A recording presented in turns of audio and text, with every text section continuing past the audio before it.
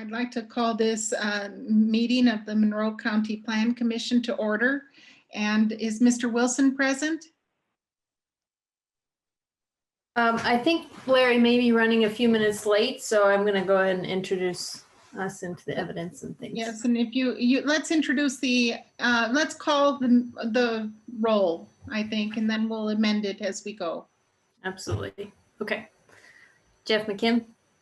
Here. Margaret Clements. Here. David Warren. Here. Amy Thompson. Julie Thomas.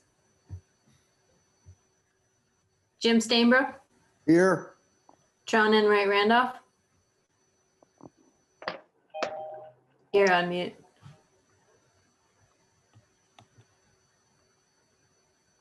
I'll come back to you. Bernie Garitas. Jerry Pittsford. John.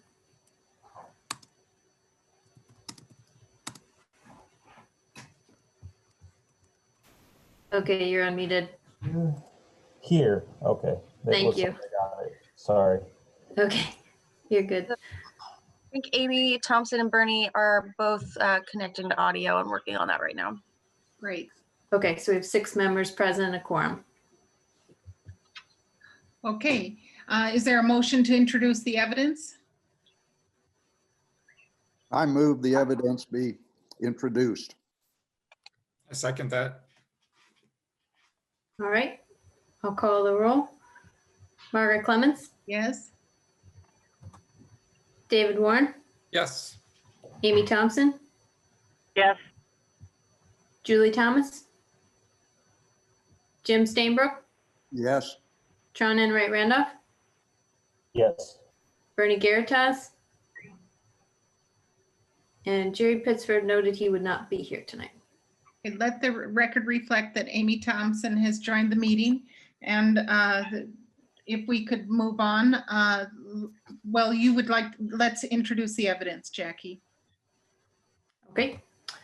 I'd like to call the following items into the evidence: the Monroe County zoning ordinance as adopted and amended, the Monroe County comprehensive plan as adopted and amended, the Monroe County subdivision control ordinance as adopted and amended, the Monroe County Plan Commission rules of procedure as adopted and amended, and the cases that were legally advertised and scheduled for hearing on tonight's agenda. Move we accept the evidence as introduced. Second that. Okay. David Warren, Yes. Amy Thompson,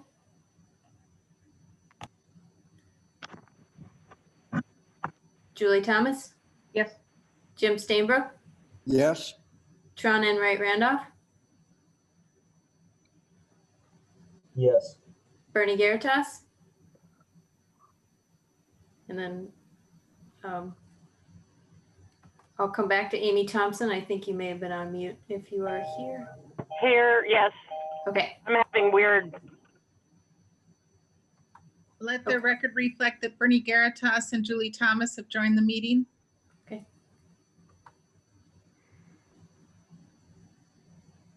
Okay, is there a motion to approve tonight's agenda? So moved. Second.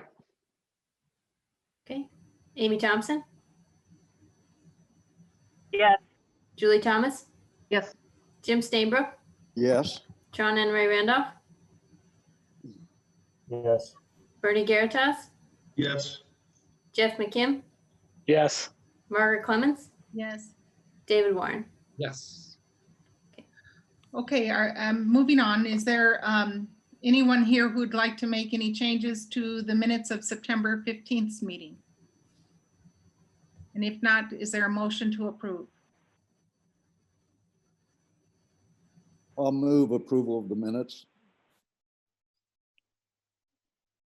Second that. Okay.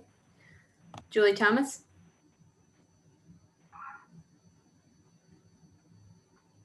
Yes. Jim Stainbrook, Yes. Tron Enright Randolph, Yes. Bernie Garitas, Yes. Jeff McKim, Yes. Margaret Clements, Yes. David Warren, Yes. Amy Thompson. Yes. Okay, now the first item on tonight's agenda is administrative business having to do with the county development ordinance. There's been a significant amount of work done on module 1, and staff, if you'd like to present module 1 and what we'd like to discuss tonight, that would be wonderful. Okay. All right. So just to get us started, I want to just remind folks that basically what we are looking at tonight, module 1 of the county development ordinance. We're hoping that there's a Q&A session with the Plan Commission, and also we've invited many members from the public to join us. And it looks like we have quite a few people on the call that are interested and willing to be engaged at this point. So that's very exciting. Just a few tips from the Zoom side of things. So we will ask for folks to raise their hand at the time that we ask for public comment. And if you could just kind of raise your hand when you have something that you would like to say, and we will try to get to you in an orderly fashion. We also have someone from tech services on the call as well. So there's functions at the bottom on how to unmute, and then also in terms of raise hand function, it's under the participants and then raise hand function. So just a little bit of an outline for today's presentation that I want to go through. I don't want to take too much of your time here, but I do want to kind of get us organized and understanding of a few things before we jump into questions. So I just want to go back over kind of the timeline of the county development ordinance, the way that the code is organized, some of the main changes that the consultants who we're working with, which is McBride, Dale, Clarion, some of the changes that are being proposed, and then we'll jump into some questions for the Plan Commission, and then we'll move forward to kind of a Q&A session moving forward, and some of the requested changes that you would like to see incorporated.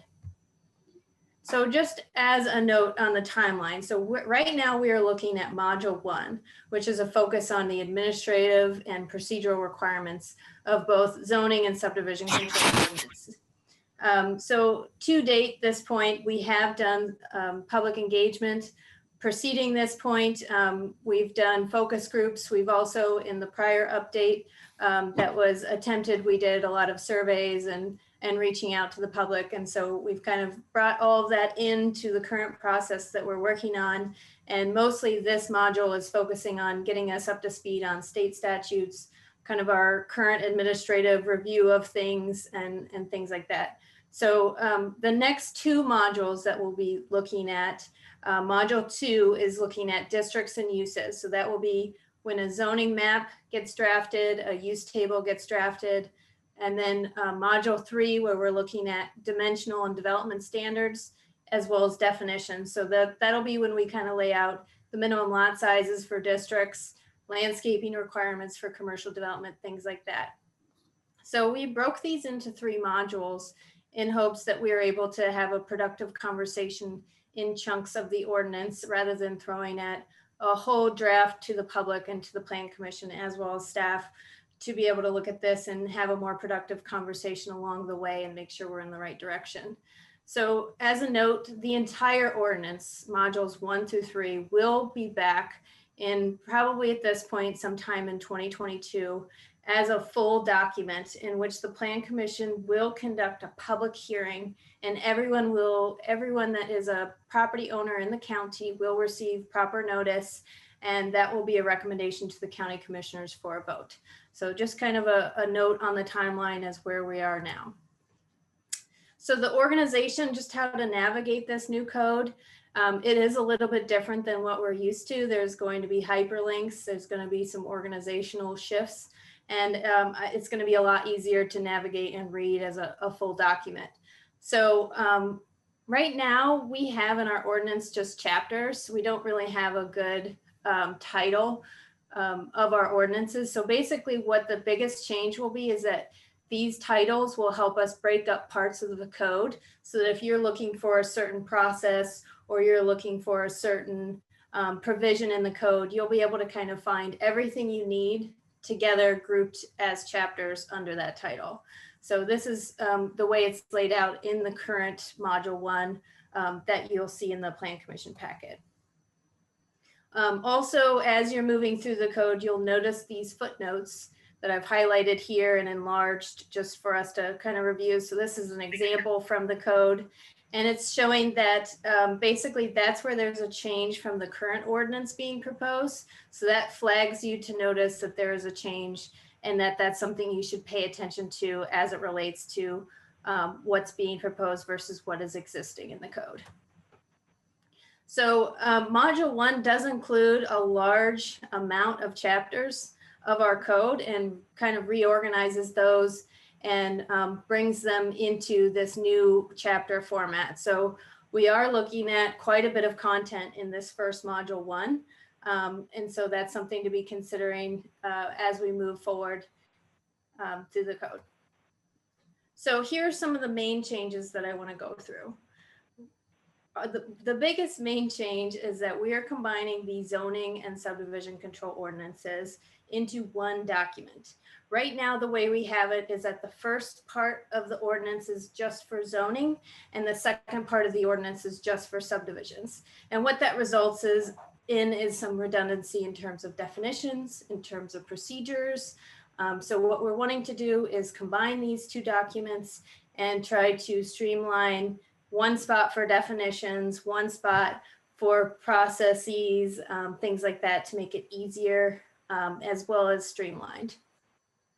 You'll notice that if you were to open the PDF linked document that is in the packet for the Plan Commission, unfortunately the hyperlinks did not transfer over, but this final document will be hyperlinked.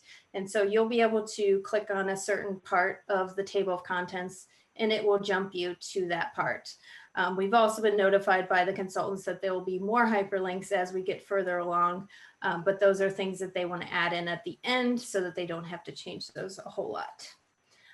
You'll also see that some of the content is reordered, and that's because some of the more highly demanded chapters are going to be towards the beginning so that you're not going to the very end for something that's regularly looked at, such as like variances. They've also added flowcharts so that anyone from the public can see a certain process and know exactly what the review period is or who does the review really quickly at the beginning of the chapter. And then finally, we are working with the highway, building, health departments to kind of streamline our language and update it. The ordinance has not been updated in whole since 1997. And so we just have a lot of things that we need to coordinate better and update, which this is attempting to do in this first module. So I want to go ahead and go through a few questions for the Plan Commission members. And my thought here is before I get started, I just want to make a note that I have a few structured questions for you. But then at the end, I'm hoping that we could take some public comment as well as kind of go around the Plan Commission and just allow for one kind of a round of comments that you would like to see that aren't incorporated in these questions. If you'd like to ask further questions or comments, and we are foreseeing that this conversation will also be going into our January 19th meeting as well. So I just want to pause here really quickly for the Plan Commission. If there's anything that you want me to consider before I proceed.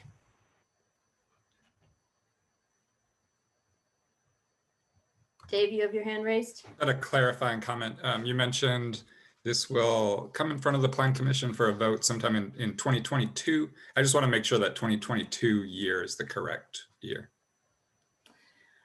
At this point, we are thinking that it will be into 2022 for the final, all of the modules back and in front of you to send that to the county commissioners, but it could be sooner. Okay. I'm not saying it's good or bad or anything. I just wanted to be sure it was 2022 and not 2021. Absolutely. Yeah.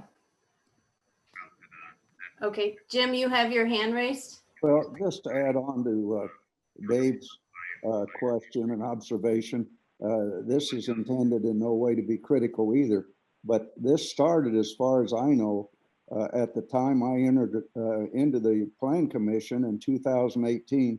or perhaps prior to that. So again, without assessment of the process and why it's gone on, but as I say, that's just further confirmation of the answer to Dave's question. Thank you. Thanks, Jim. Okay, so we will come back to the Plan Commission. I want to get us started on some of these questions that we have. So these questions are put together by staff, and the purpose of some of these questions is to move us through the edits of Module 1 document and trying to point out some of the things that may need changing or that you may have some comment on.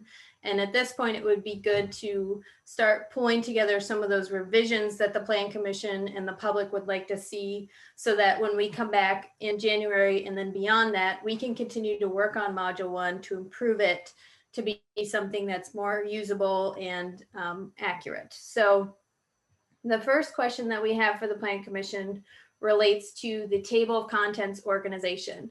So because this document will be hyperlinked, you will be jumped into a section that will be related to what you're looking for. So if you're looking for something related to subdivisions, you will jump over to subdivision standards. And so if you had a chance to look at the Module 1 expanded table of contents, I just wanted to ask, did anyone have comments or questions about how the order of things were related in the table of contents as proposed?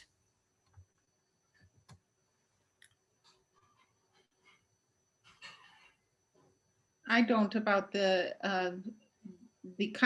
organization of the chapters. I don't. It's more the substance.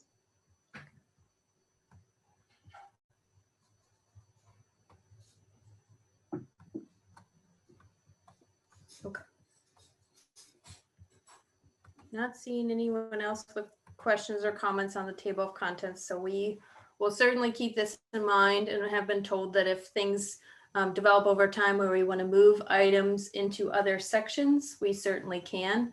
But just note that staff has taken some time to try to organize this in a fashion that will be navigable, and it is different than what we have currently. So. Okay, the second question that I have relates to this table that's on page 62 of the packet. And its purpose is to try to let the public know or staff know, depending on the development process that somebody wishes to proceed with, what the review board is for that process, whether or not a hearing is required, and who ultimately makes a decision. So is this table helpful? Is it clear? Alternatively, staff could recommend that they stick to more of a flow chart visual at the beginning of each development process if this is less clear for you or for the public. I just have a point of order because I think that there are members of the public who have their video on and they appear to be talking. So either they could turn off the video. I find it very distracting. So maybe technical support could turn off the video or something. Okay. David Warren, you have your hand raised? Yeah, so I just have a really minor kind of design point here. I think it would be helpful if instead of having like a legend there, you just write out public hearing or something like that. So you don't have to, so the reader doesn't have to do extra work and try to figure out what's going on in each cell. And then I have a more detailed question, but I'm going to save that for another time. Okay. All right. And I just want to kind of tie into Dave's point. Oh, sorry, Jeff, I didn't see your hand there. We're used to looking at tables. We're kind of used to digesting this type of information. I think this would be something that we should somewhat stay kind of open-minded as we engage the public and see the way that they digest things. Ultimately, this I somewhat like the fact that it's all kind of in one area and you kind of see the process versus the flow chart where you have to go to each individual process. And that, but outside of that, I think when we start working with the public closer, we could maybe get a feel of what they are able to digest. Okay. I see Jim with his hand raised and then Amy. Well, Margaret and Jackie, I wasn't sure just here on the developmental process column, how much detail. I know that Dave deferred for a question later, but at the top, certificates, for instance, if that's land use certificates, the planning staff reviews it and makes the decision. I don't know if this is the point at which to object seriously to that. And I don't want to get into specific circumstances, but I have reason to be very adverse to that flow. Also down under conditional uses, if that would permit some of the things that have been permitted in some manner, again, if the Board of Zoning Appeals hears it and makes a decision, then why would the planning department be reviewing subsequent to that? I think I see my own error, Jackie, that the planning department reviews it first, so that in that instance, it then goes to the Board of Zoning Appeals hearing and decisions, so that they make the ultimate decision. That sounds possibly like an improvement, but I don't know just where we are now. I think some things have been done out of the stipulated process. Right. I have on those two line items, not in dollars, but in dollars that affects the value of people's property greatly. Well, that's enough speechifying, but I want to go on record that I feel very strongly in those two areas. Thanks, Jackie. Okay. Thank you, Jim. That's a good point, that not every procedure process would be the same in every instance. So that's a good point. Amy, you had your hand raised. I just think utilizing both flow charts and a chart like this, a one-stop shop, is nice. Anything to help, especially the general public, understand the process that they're going to have to go through, is very helpful. Generally, people find the whole planning process so intimidating. I just think anything we can do to help them understand the process better will be worthwhile. David, you have your hand raised. Yeah, so I second that I think from Amy. I think these are both really helpful. The other point, or the other question I had was, are the venues for each of these development processes, are all of these spelled out in Indiana code, or are there some where there's some flexibility given to the county to determine which venues see these petitions? That's a good question, Dave. Many of these are laid out in the state statute, but there are certainly some that we could create more restrictions towards. And I'll give you the example of site plan. So currently we do not have the Plan Commission making decisions for site plans that are permitted by right. And so this is an example where if we did decide to add in that additional restriction, whether it be use-based or in all circumstances, there's discretion by the planning director to approve site plans, then this is an instance where it's above and beyond the state statute, but it's minimally the state statute, and then we have added on in a few circumstances. Okay. Another example is, I'm sorry. Oh, sorry. There I was thinking, I think you answered this in a previous meeting too, where I was asking if, why vacation requests have to go in front of Plan Commission. I think that was part of Indiana code. And so I guess I would just like to know like which of those where there is some flexibility. There are some others. For example, we don't have to have a plat committee. The statutes allow us to have a plat committee and delegate certain subdivisions to that and follow an alternative procedure for subdivisions. We're not obligated to do that. I think there may be some other things in regard to PUDs, the development plan. Again, that can be reserved for review by the staff or be required to be reviewed by the Plan Commission. So there is some alternatives there. Okay, thank you. I see Dave has his hand raised, and then I want to get back to Jeff McKim. Dave, did you have something on this table? Yeah, also, you can appoint hearing officers for certain things. And the BZA could actually use the Plan Commission to make certain approvals, like conditional uses, things like that. So that's in addition to that. And if those options are chosen, the chart could be amended easily. Okay. Thank you, Dave. And as a note, Dave, did you, if there is someone that has a procedure that's different than this table, could someone potentially utilize this table to say, hey, that's not what the table says? Or is it the text that is more enforceable in state statute? Well, I think that we would, we could always put language in here to say the text of the ordinance controls over any table. But the table is for your, is created for your convenience, but the text controls, things like that. Thank you. Jeff McKim, you had your hand raised?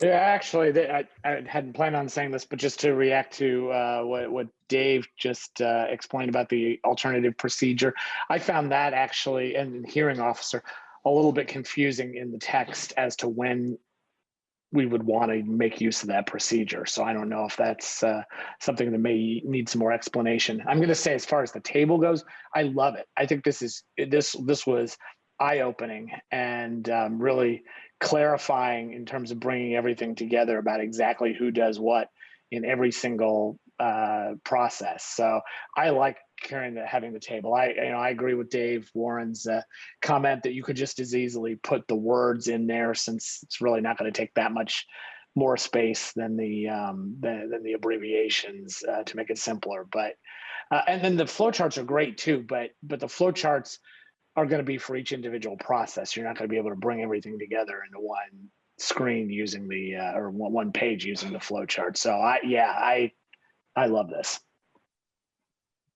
All right. Thank you.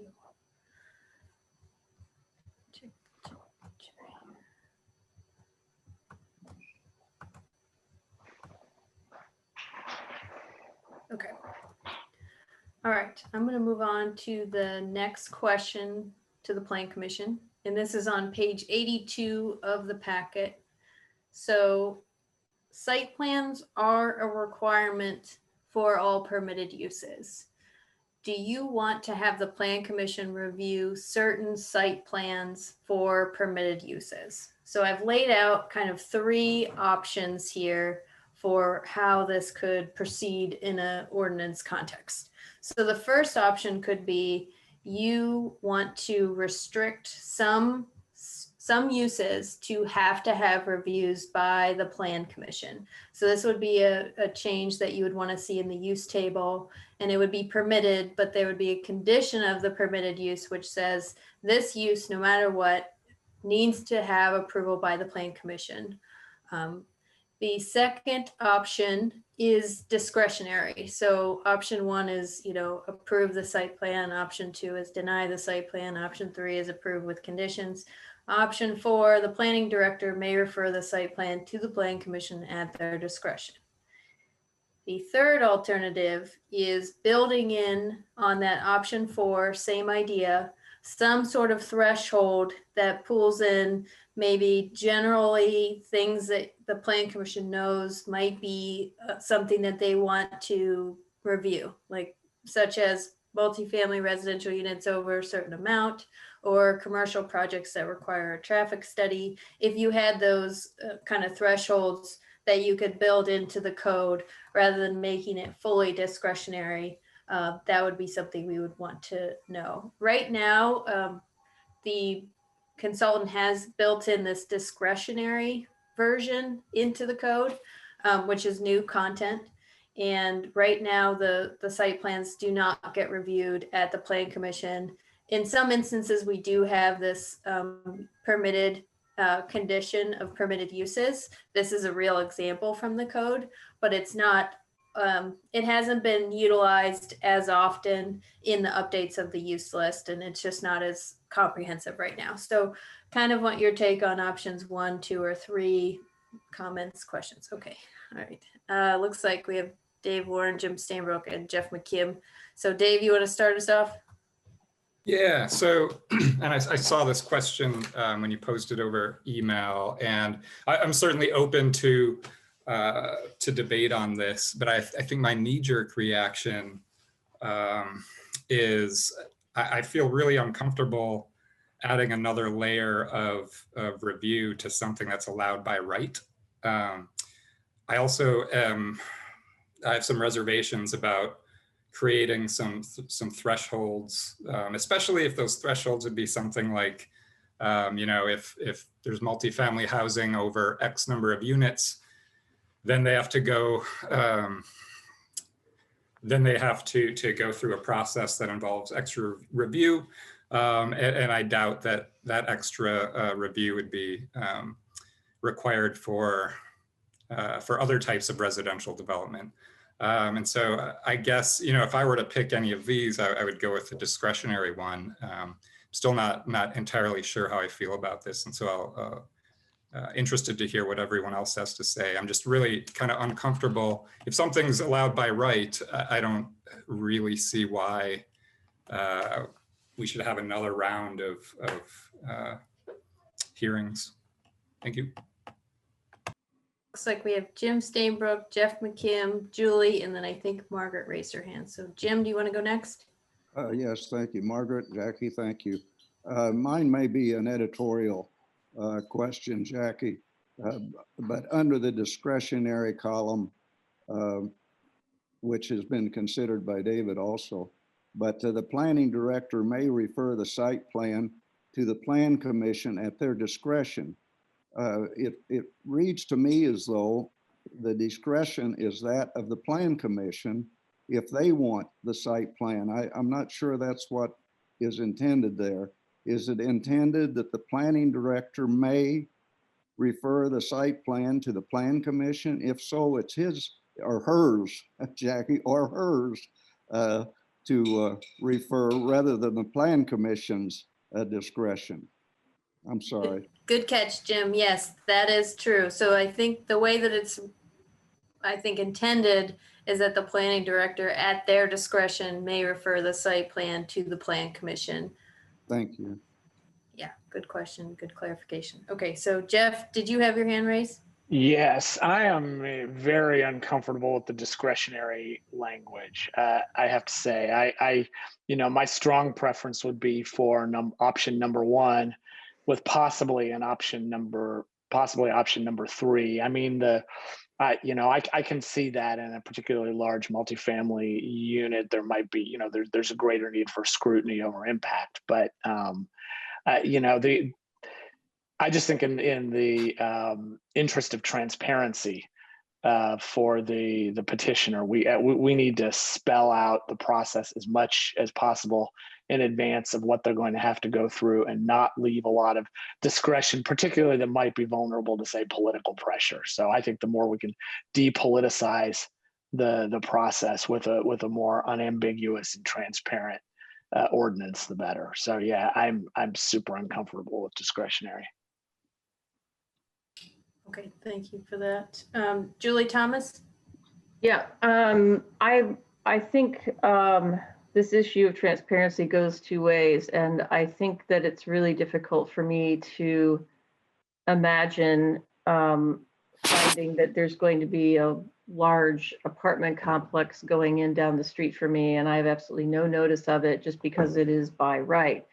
I think neighbors should be aware of what's coming in. I think they should have the opportunity to speak about what's coming in. They may have ideas that we haven't thought of. There may be traffic concerns that aren't apparent on a visit.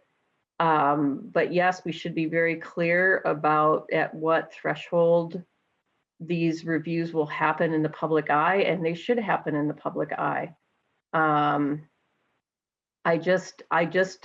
I think that there are a number of these instances, like for example, home-based businesses, those should be, we should send letters out and we should have the ability for people to remonstrate, in a neighborhood.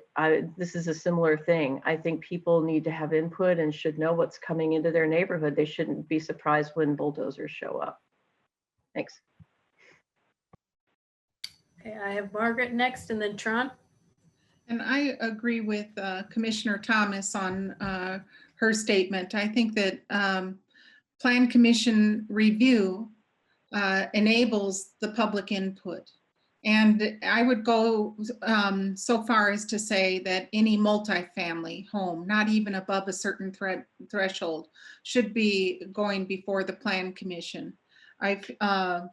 We're living in times that are quickly changing. And as we have seen with the city of Bloomington, things have quickly gotten out of hand to the point where we're living in a city that no one really likes, in my opinion. And I'd hate to see that encroachment of that same kind of approach occur into the county by right. And I would err on the side of Plan Commission review for everything in order to prevent things from getting out of hand. Okay, and then we have Tron and Ray Randolph with his hand up.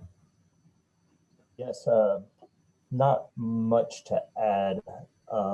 I agree with everything Commissioner Thomas was saying and Councilmember McKim. Yeah, the discretionary category or option really makes me a little uncomfortable. I do understand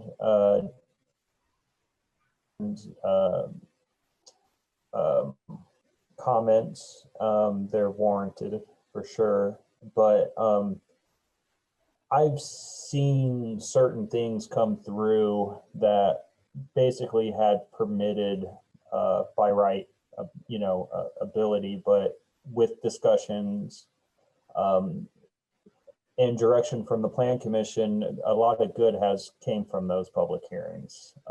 And then there's the ones that become very political in nature. And I think having something where it triggers a review would work very well. The threshold reminds me of that discretionary means where we built in 10 to 15% that if it falls within these certain compliances. But I guess that's out of a different topic. But if there was something that balanced it better, where you could use some discretion, I'd be okay with that. But ultimately, I'd stay away from the discretionary thing, in my opinion. Okay, thank you, Tron. And then Jim. Well, thank everyone again and for your forbearance.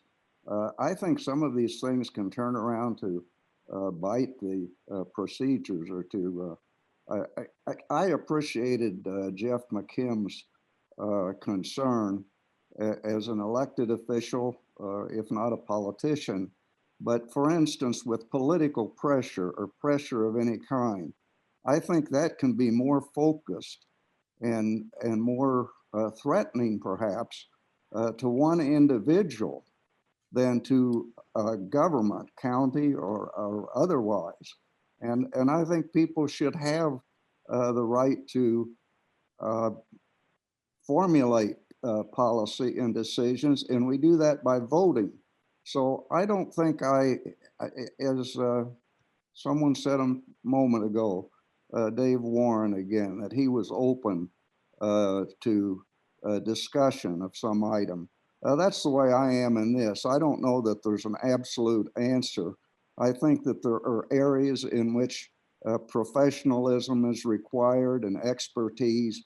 But when you go to talk about pressure, I don't know. I'd have to think about that one. There's good pressure and bad pressure, and every 4 years or every 2 years even, we have a chance to exercise the franchise. I didn't mean to speechify again, but I think this is again an area where I'm very interested. Thank you. All right, and then Bernie's got his hand raised.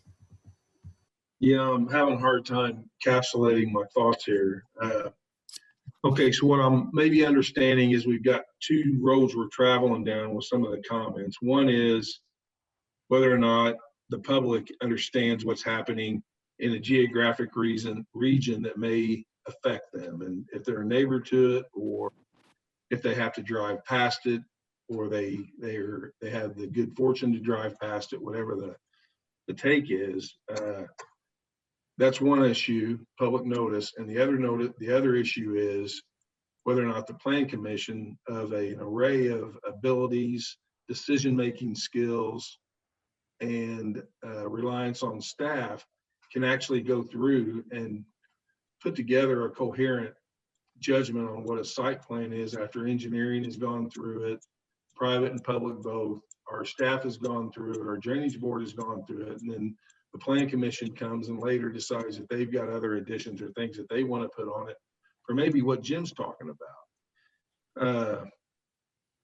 We've got the ability to determine what these site plans look like because we maintain the zoning. We decide we put the zoning ordinance out there. We put site plan requirements out there before any site plan is put down on paper. I'm not sure that the Plan Commission is the tool, the best equipped tool to decide what a site plan should look like, and probably most of the time is not the best tool to decide, but rather an informed staff understanding what the ordinances and the site plan requirements are for them to make the determinations. And then if they can't come to a resolution with the petitioner, then the planning director can say, where we're at a crossroads here where we're not going to agree, petitioner, we need to take this to the Plan Commission to decide this particular matter or this handful of matters. So I don't think that the Plan Commission, when we have an ordinance that says a person can do A, B, C, and D, and they follow the rules to do A, B, C, and D, and then the Plan Commission would have the ability to override that. So those are my thoughts. Amy, you have your hand raised? Well, not sure I have a fully formed opinion on this at this point, but I do think there is definite value in, having a public input process, especially on the larger developments. For example, the one we heard about last month that's going to go in on South Rogers, I don't remember, 23 acres. Is that way off? But, having a public input process in that case could result in some definite benefits. And the developer working with the surrounding neighborhoods and that kind of thing. So I don't know if there's a way to ensure that happens if it's not happening in a public forum, and it's happening at the staff level. Although I have full confidence in staff and know they're much more informed than I am on as far as making site plan decisions. So anyway, I'm just sort of thinking out loud. Okay, it looks like we got a few more questions on this. Larry, did you want to add something? Let Bernie go ahead first. Okay, you got Bernie, Dave, and then Larry somewhere in there. Go ahead, Bernie. Yeah, this would be quick. Thanks, Jackie. Yeah, I see where Amy's going, and I think that's where I made the differentiation between a public notice or some sort of notice that something is going on versus the site plan being approved by staff, or pardon me, being approved by the Plan Commission automatically. I think that if there is notice that there is something going on, then they can get a hold of staff, find out what's going on, then maybe offer public comment, find out what's going on the property, and then that can move from there. with the ability of the planning director to absorb all those comments and decide whether or not it would go to the planning commission. So I'm agreeing with what Amy says. I think that the public notice is something that we can work with, but just to have a carte blanche approval by planning commission, I think is dangerous. Okay, Dave, and then Larry. That's something. Yeah, else. I guess I have a question of whether this would be common and I guess a question for David Schilling. You know, if you have something that's permitted by right, I mean, are we allowed to have the petitioner go through another set of, or another meeting to review the site plans? And here, you know, I'm just thinking about the fact that anytime you add a layer of review, you're adding costs, which in a tight market like Bloomington and Monroe County just means it gets passed on to the buyer or the renter. I'm really hesitant to give us more to do as a body, especially when we have really highly trained, qualified planning staff. Dave, you want to respond to that real fast? Yeah, I guess my concern about just stating that someone can do something at their discretion leaves it open-ended. But if you add standards by which they exercise that discretion, in other words, the planning director may refer the site plan to the plan commission at his discretion if it is determined that, and then list things. So if there are certain types of situations that might concern the plan commission could say, we give the planning director the discretion to approve site plans except in these situations, or if he finds that these circumstances exist, which would be concerning to the plan commission at large. So, you know, I guess, you know, an open-ended delegation of authority, I would have a problem with, but one that has certain limitations and standards, I wouldn't. But like for something that is permitted by right, though, would the plan commission even have the authority to not recommend approval if they're going through all of the if they're following all the rules? Well, I mean, certain when you say it's permitted as a matter of right, it's permitted if they meet certain standards and so forth. Right. So sometimes that opens, I mean, every standard has a little discretion in it. And so if there are certain standards that are concerning, you might say in those situations or when those are being applied that the director could shoot it to the plan commission. But for example, a subdivision, if you meet the subdivision standards, there's no discretion to deny it. But the question is, do you meet those standards? So if there are standards that are concerning to you and you might want to have a look at, you could spell those out. Otherwise, I would just I wouldn't have an open-ended discretion. If you conditioned the development or the subdivision upon plan commission review, then that would be an opportunity to deny. Is that correct, Mr. Schilling? If they find that the standards have not been met. Mm-hmm. Well, I have one other point, because an issue has been repeatedly raised, and that is that we have a planning staff that at this moment in time is really beautiful, and they meet our needs, and they're professional, and they're diligent, etc. And that may not always be true. So times change, personnel changes, and we should consider that we may not always be so fortunate in our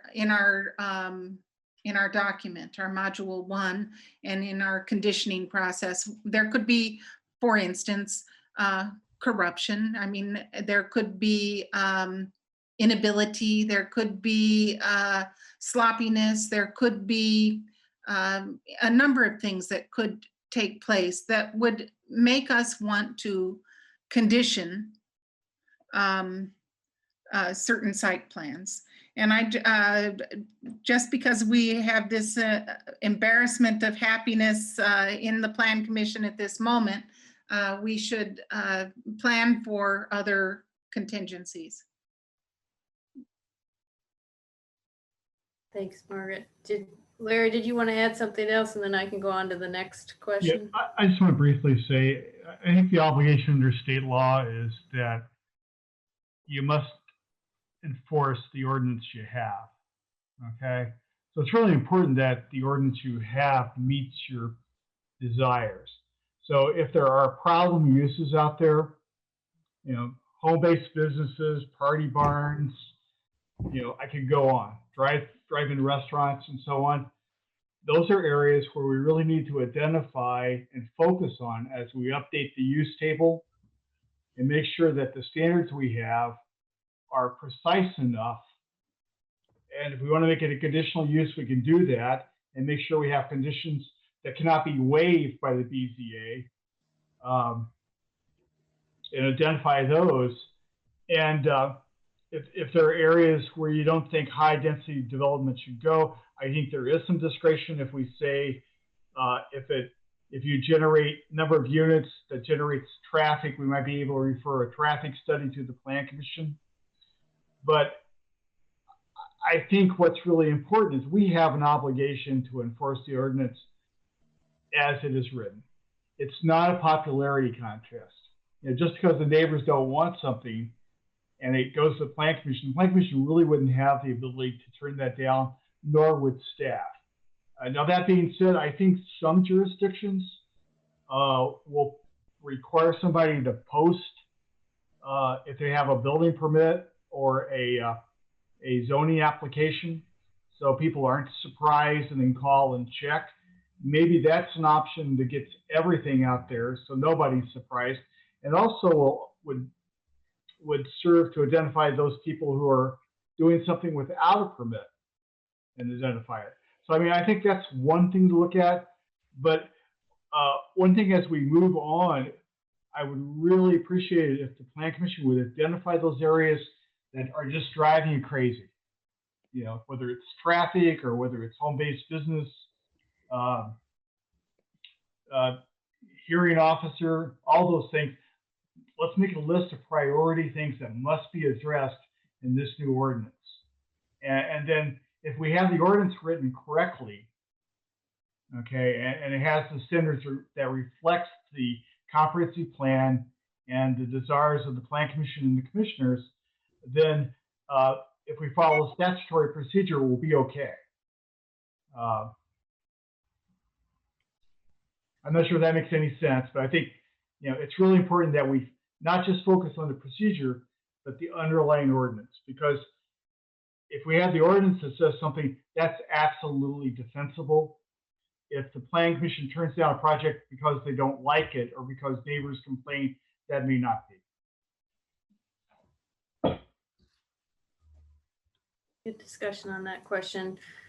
So I have two more questions for the Plan Commission, and then we can move forward with public comment or how you'd like to proceed. So the second to last question I have is in regards to re-subdivision and partial plat vacation.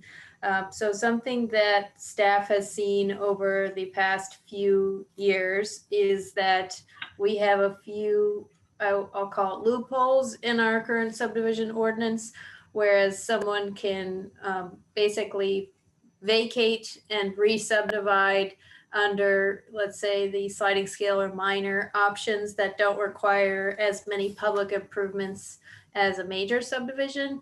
And so what you have is areas in rural spots of the county that may, you know, have only been opted to really get 4 lots, end up getting 8 lots without requiring sewer or public roads or things like that. So this is something that the consultants put together that says basically if someone is part of a subdivision and they want to partially vacate and re-subdivide, you may limit their options of what they may re-subdivide, which option they may re-subdivide under.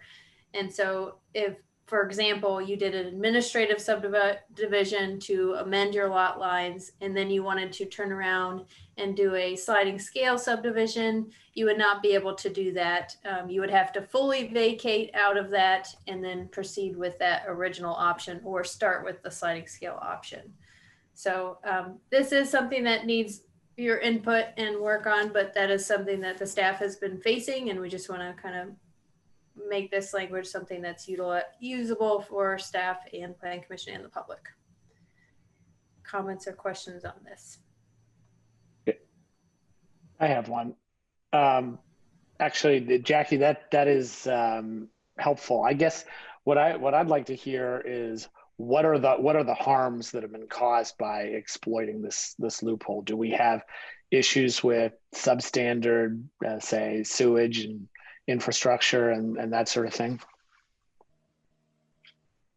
I would say generally the outcome has been, Jeff, and the requirement in 2015 that basically you need to have sewer or 10 acres to subdivide has brought a lot of our plats and subdivisions occurring closer to the urban areas or less dense subdivisions happening in the rural areas. The goal is always to keep urban and the rural areas rural. And so the subdivision control just tries to do just that. And so if you don't kind of close up these loopholes, you do have folks that will utilize, an administrative subdivision procedure to set lots up just so that they're exceeding the minimum acreage requirement and then go through a subdivision process after that. And so basically this is just trying to make sure that we're having development in areas where we want development to occur, and also not kind of a manipulation, if you will, of the code to allow for subdivisions to happen in really rural areas. Yeah. Helpful, thank you. I'd like to address that a little bit because the subject has come up is in some of the cases that we've heard, Jeff.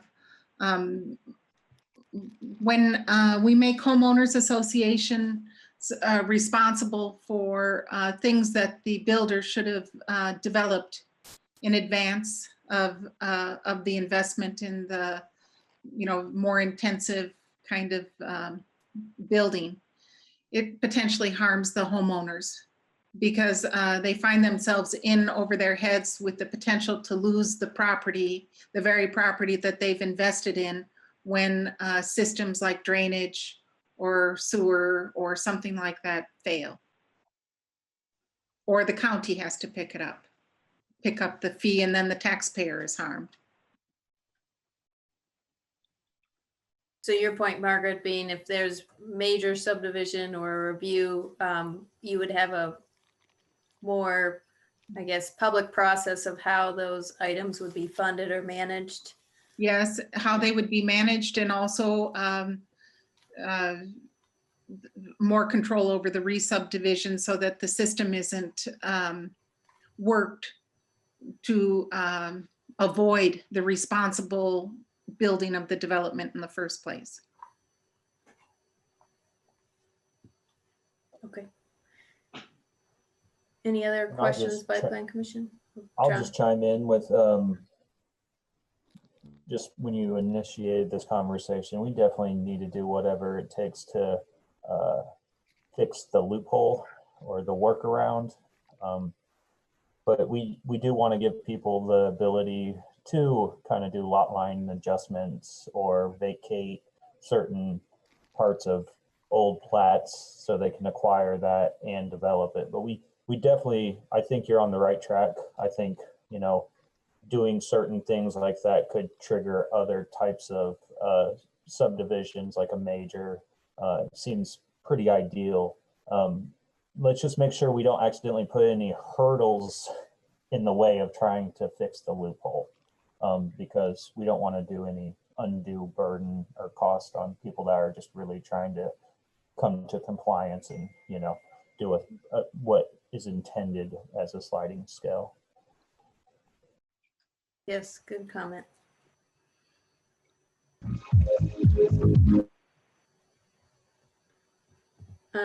Does anyone else have any questions or comments from the Plan Commission?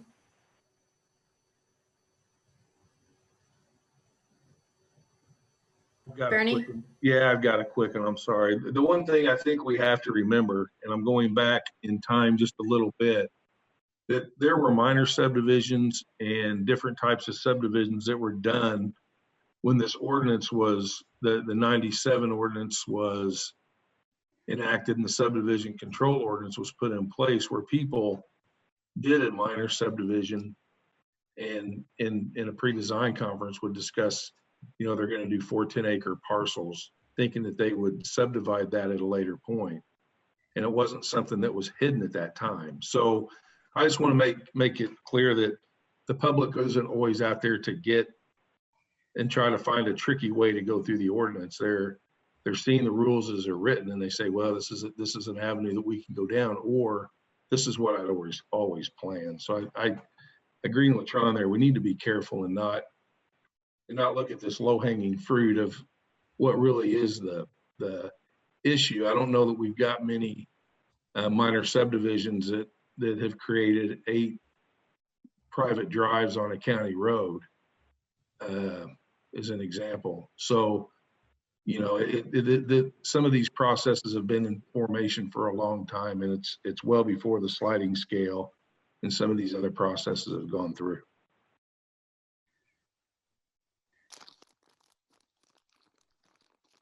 Any other Plan Commission members? All right, on to the last question. So this last question pertains to the nonconformities chapter. And so I wanted to go through what we have currently in the ordinance, and then also kind of thinking of it as like option 1, 2, and 3, similar to the site plan question. So first off, basically when someone is in a zone and they do not meet the lot size or lot width of that zone, we do have some discretion to be able to allow them to do further development without meeting the exact acreage or feet requirement of the ordinance. So right now, the planning director is allowed to basically have a waiver of the standard that meets the 10% of any of these requirements in these zones. So for instance, if you have a forest reserve zone parcel and you only have 4.5 acres, technically you meet the 10% deviation, and so you may proceed with development. The options for moving forward, what is proposed currently by the consultants, is to increase that threshold up to 25%. Alternatively, as we relook at the zones and the standards, we can pay close attention to what the parcels are currently sized and try to beat that sizing average more closely. And so we try to mitigate the amount of people coming in for substandard lots. And just to put some context to this, I did a quick look of our petition review database to track the variances that we've had. And over the last 5 years, we've had 435 variance requests. Of those requests, 135 have been for minimum lot size or lot width, and only, I believe, 1 has been denied.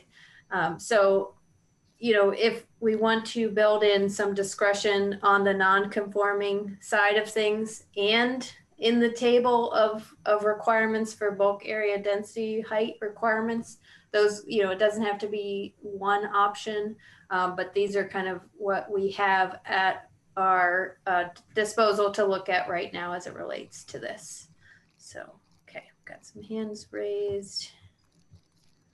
Julie has her hand raised, and then Dave and Jim. I just would like some clarification. Sorry, I'm really congested. I'd just like some clarification on this 25%. Does it, let's say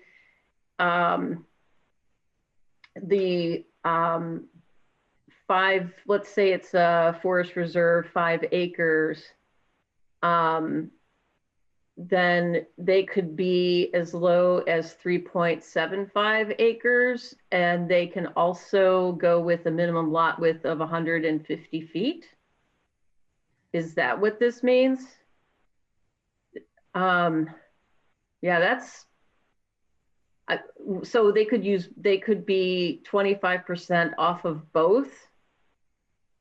In this example, both the lot size and the lot width, and maybe the minimum lot area as well. So there could be 3 aspects and they could be 25% below on all 3.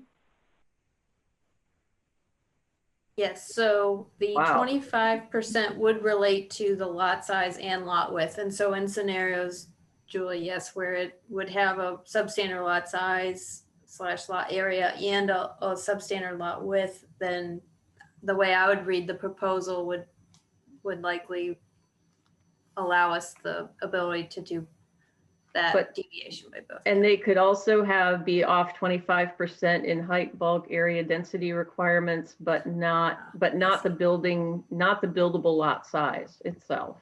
I I'm see. just trying to understand this because that's a lot of derivation from Right. the standard that could be applied on multiple aspects of one lot. Yeah. Basically annulling a forest reserve and making it a CR, or actually not even that. So, okay, all right. So yeah, so the existing option right now spells out that it's consistent with the lot parcel configuration measurements, not necessarily the proposed development. So it's as it is existing, if the lot is substandard, the size or the width. But if you were to propose a height that's 10% over the maximum, that wouldn't apply in the existing option. And then the option 3 proposed is in only the section that relates to non-conforming parcels. So as Right. it is written, we could make it tighten up to just be for lot width and or lot size, or amend that language. Okay, thank you. Good questions. Dave and then Jim Stainbrook. Yeah, so I actually share Commissioner Thomas's concern there, at least for Forest Reserve. But then it is for just existing land uses, yeah. Before I clarified that, I was thinking, because I'm a big believer in, you keep the rural areas rural, and you you develop the urban areas. And so I could see being allowing a greater deviation in the really urban areas, and sticking with a more strict number for ag and forest reserve, things like that. The fact that these are existing reduces my concern a bit, but yeah, that did kind of surprise me looking at the what you'd be allowed to go down to in forest reserve. Right. Okay, I've got I have Jim Stainbrook, Tron, and then Julie. So Jim, did you want to go first? That's fine. I am still thinking of Mr. Schilling's consideration of the conditions under which discretion might be exercised. It seems to me that there should be some understanding in some way here of what would justify in the director's mind assessment even a 10% deviation. And of course, then also my concern or question is in the context of Dave Warren's points, and certainly in sympathy with Commissioner Thomas's question and subsequent comments. Well, maybe that's a question, Jackie. Could you address that? What kinds of conditions would justify the director in this instance exercising these discretionary action, deviation? Yeah, so I'll give you the example of what the existing code, how it's typically used. So if someone comes in for a building permit on a legal lot of record, and let's say that the lot size is within a 10% deviation, then the director can sign a waiver that gets attached to the building permit at that time that says you are within a 10% deviation of the requirement. You may proceed with your request for building. But as far as discretion goes, this one is a little bit more built out because it does have a percentage as well as this one. So it's not as much of like, if the director thinks your site plan looks okay, it is relating back to this table of which there are required acreages or feet minimums. And so if they are within that percentage, then they're able to use that waiver. If that answers. Jackie, I don't understand. Just on this first one, forest reserve. Mhm. If the standard is a 5 acre area, why go along with 4.5? Why not say 4.5 to 5.5? I just don't understand. If the minimum lot size is 5 acres, why would 4.5 or 150 feet be declared by an individual as meeting that standard? Now, pardon me, Jackie, if I may say, without being gratuitous, you spoke to this very well, but I don't understand the philosophical basis under which these discretionary minimums come into play. But thank you. Yeah, so alternatively, Jim, you bring up a good point. We could just make it so that option 2 better reflects the parcels that are out there. But right now, because of the way the zoning map is and the parcels that are existing, we have a lot of substandard lots, which means they don't meet these requirements. And so they're frequently coming to the BZA, and that's why this conversation is coming up. But Tron and then Julie have their hand raised. Yeah, so this actually brings me back to something I alluded to earlier, where there is some discretionary measures built in, and the 10% to existing parcels is great because, I mean, they're already existing. So to build in some flexibility is good. But we had this conversation once before, and I don't know if it was for existing parcels or just kind of across the board. And we were presented with like a 25% option, and that was kind of a catch-all, more or less. They're like, yeah, 90% of what we deal with, if we had 25% discretionary measures, we could deal with them all administratively. But I don't think we should be looking at it as a catch-all. What's more of an average? Like, is 15% kind of going to get 80% of what you deal with across the board? Obviously, the 10% is rearing its head. That's why we're discussing it, because you have to deal with it more often. So that's my kind of question: is 25% kind of a catch-all? And is there a position staff would recommend outside of what the consultant is recommending? Yeah, that is a good point, Tron. This was brought up as a potential text amendment a few years ago, and 25% did capture a lot of the minimum lot size and lot width variances that we saw. I can't remember off the top of my head how many that was, but if we're amending the table, it is good to consider, and I think that the Plan Commission's unanimous, or not unanimous, but a majority has kind of brought us back to, we need to just evaluate the zoning districts and the lot sizes better in order to make it clear cut what the requirements are. And then if you don't meet them, you know, maybe the 10% is still a nice option. Certainly people are frustrated when they don't meet the minimum lot size and they have, you know, 4.75 acres in FR.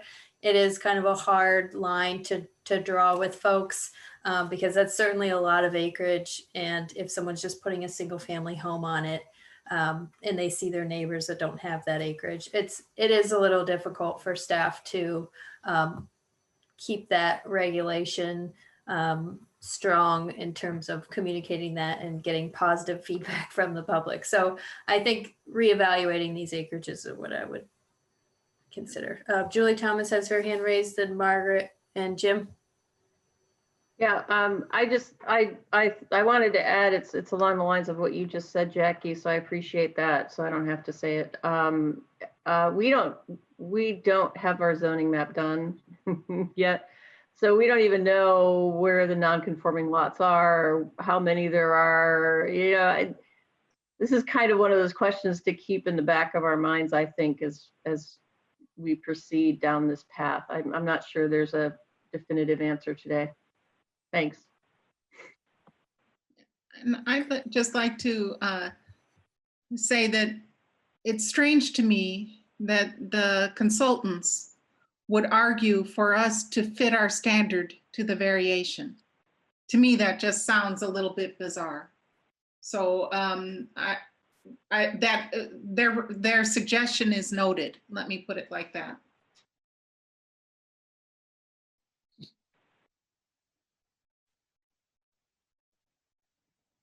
Okay.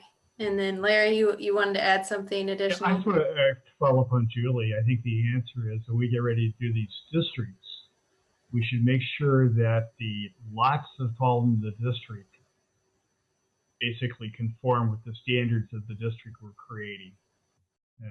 I mean, that's the ultimate answer here. I mean, maybe the right standard for FR is like 4 acres rather than 5 acres. You know, I'm not saying that. I'm just saying that's what we need to look at, is to make sure that as we do this zoning map, that we don't create a bunch of non-conforming lots. And if we need to add another district to make sure we don't do that, that's not a bad trade-off from having to do all the variances or to have a waiver procedure.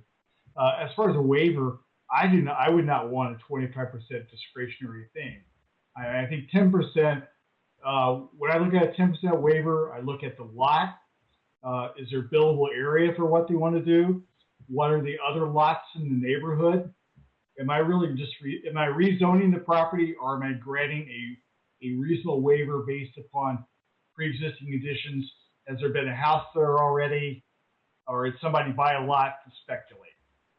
I mean, those are the kind of things that I look at as far as granting a waiver. And 25%, I think, is just way too much discretion. You're rezoning the lot every time you grant a waiver.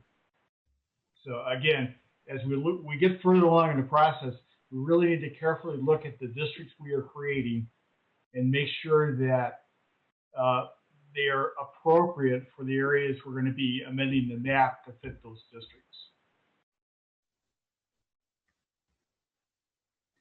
So that was my last question for the Plan Commission. And if at this point, Margaret, do we want to allow for the public to ask questions or give comments on this module 1?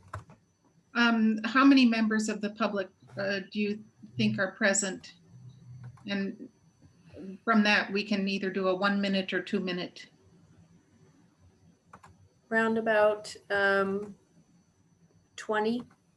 20, okay, so well, let's split that to 1.5 minutes per public participant. And then we'll move, because this is the very beginning stages of this module 1.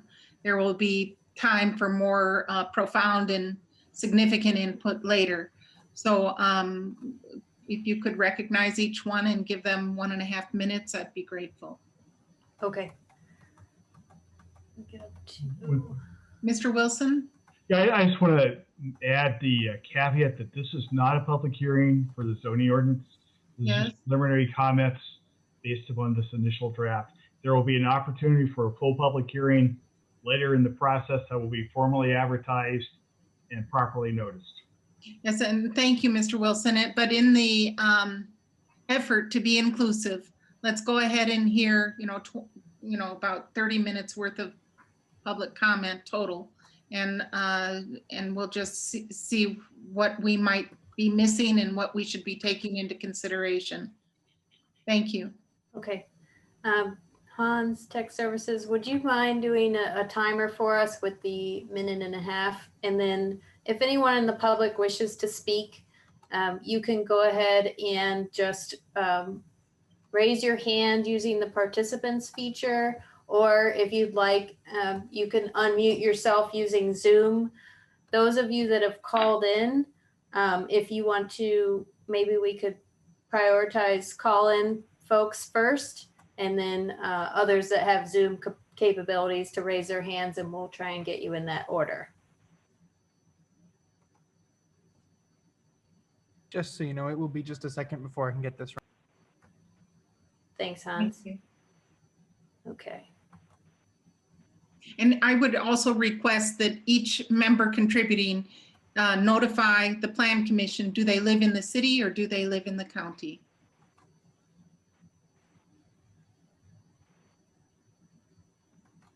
Okay. Anybody wish to speak or provide comment, questions? Audio alert timer is okay, Hans. Thank you.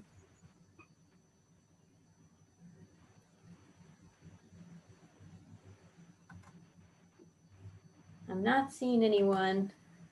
Or you can add in the chat if you wish to speak. Okay. Okay. So no one is, okay, so we'll move on to our. One person raised their hand just now. Jennifer Pearl with BEDC. Jen? Hey, good evening. Thank you so much. And I just wanted to thank the Plan Commission, for all of their consideration. This is a great deal of work. We really appreciate it. This isn't a particular comment, but as we're weighing, as a community, what's most needed moving forward would be to weigh some of the costs of the different planning processes. So for example, we know that housing is greatly needed in our community.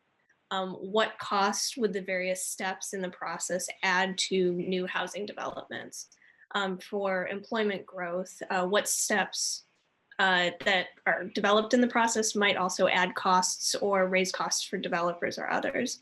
So this isn't a particular comment on any one provision, but knowing that we have certain needs in the community for employment, for housing, and other things like that, we just recommend that's considered.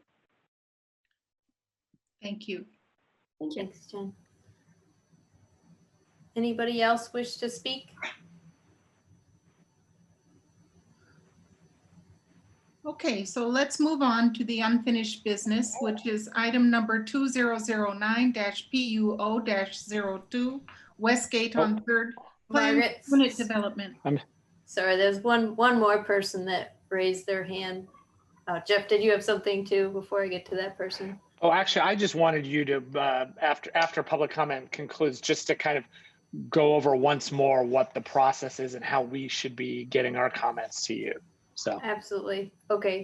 Margaret, is it okay? One person raised their hand to speak, if we could hear that person, and then I'll go over that. One person other than Mr. McKim? Yes. Okay, this will be the last. Okay, Okay. this person from the public. We'll hear 1.5 minutes from them, and then you can finish up as Mr.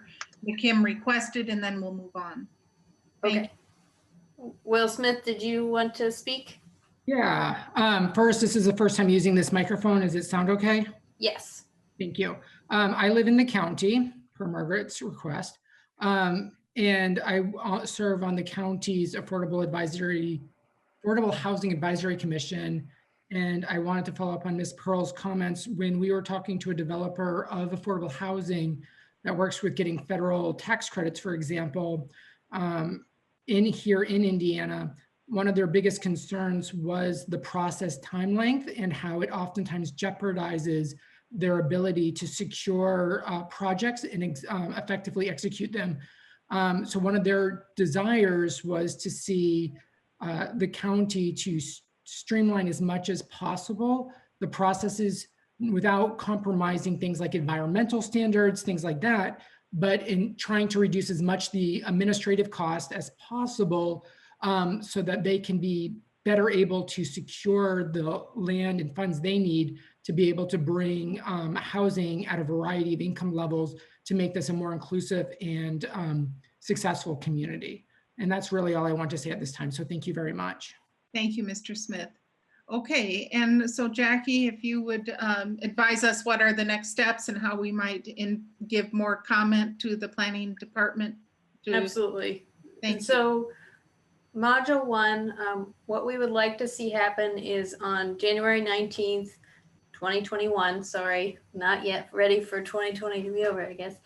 We will be taking this module 1 back to the Plan Commission, and we will have re-invite the public and hope to get through the rest of some questions for the Plan Commission, as well as hear any more input from the Plan Commission.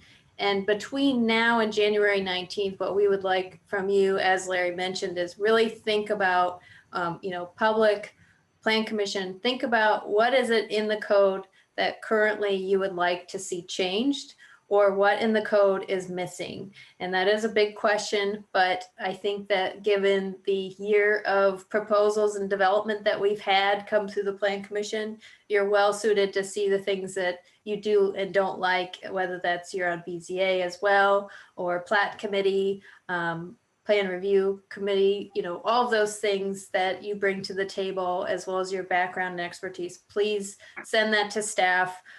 We hope to have another review, like I said, in January. And for the public, if you would like to provide comments, the easiest and best way to do that is to go to our monroecdo.com website and use that public, get involved, public input on our website. Or you can also email us, anyone in the planning staff, or give us a call, 812-349-2560. We will be happy to take your questions. And the email is planningoffice@co.monroe.in.us. So we'll be continuing on with the rest of the meeting, but we will certainly keep this conversation going and would love to see you all back on January 19th with your questions, comments, and input.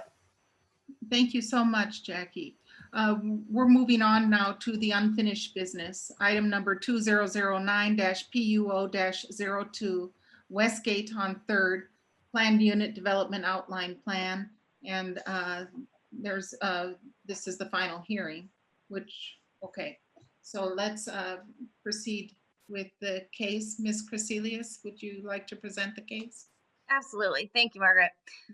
So we have two options today. I can do a full overview again. I know we've all been talking about this for a little while now, or I can kind of just go over the newest updates and changes.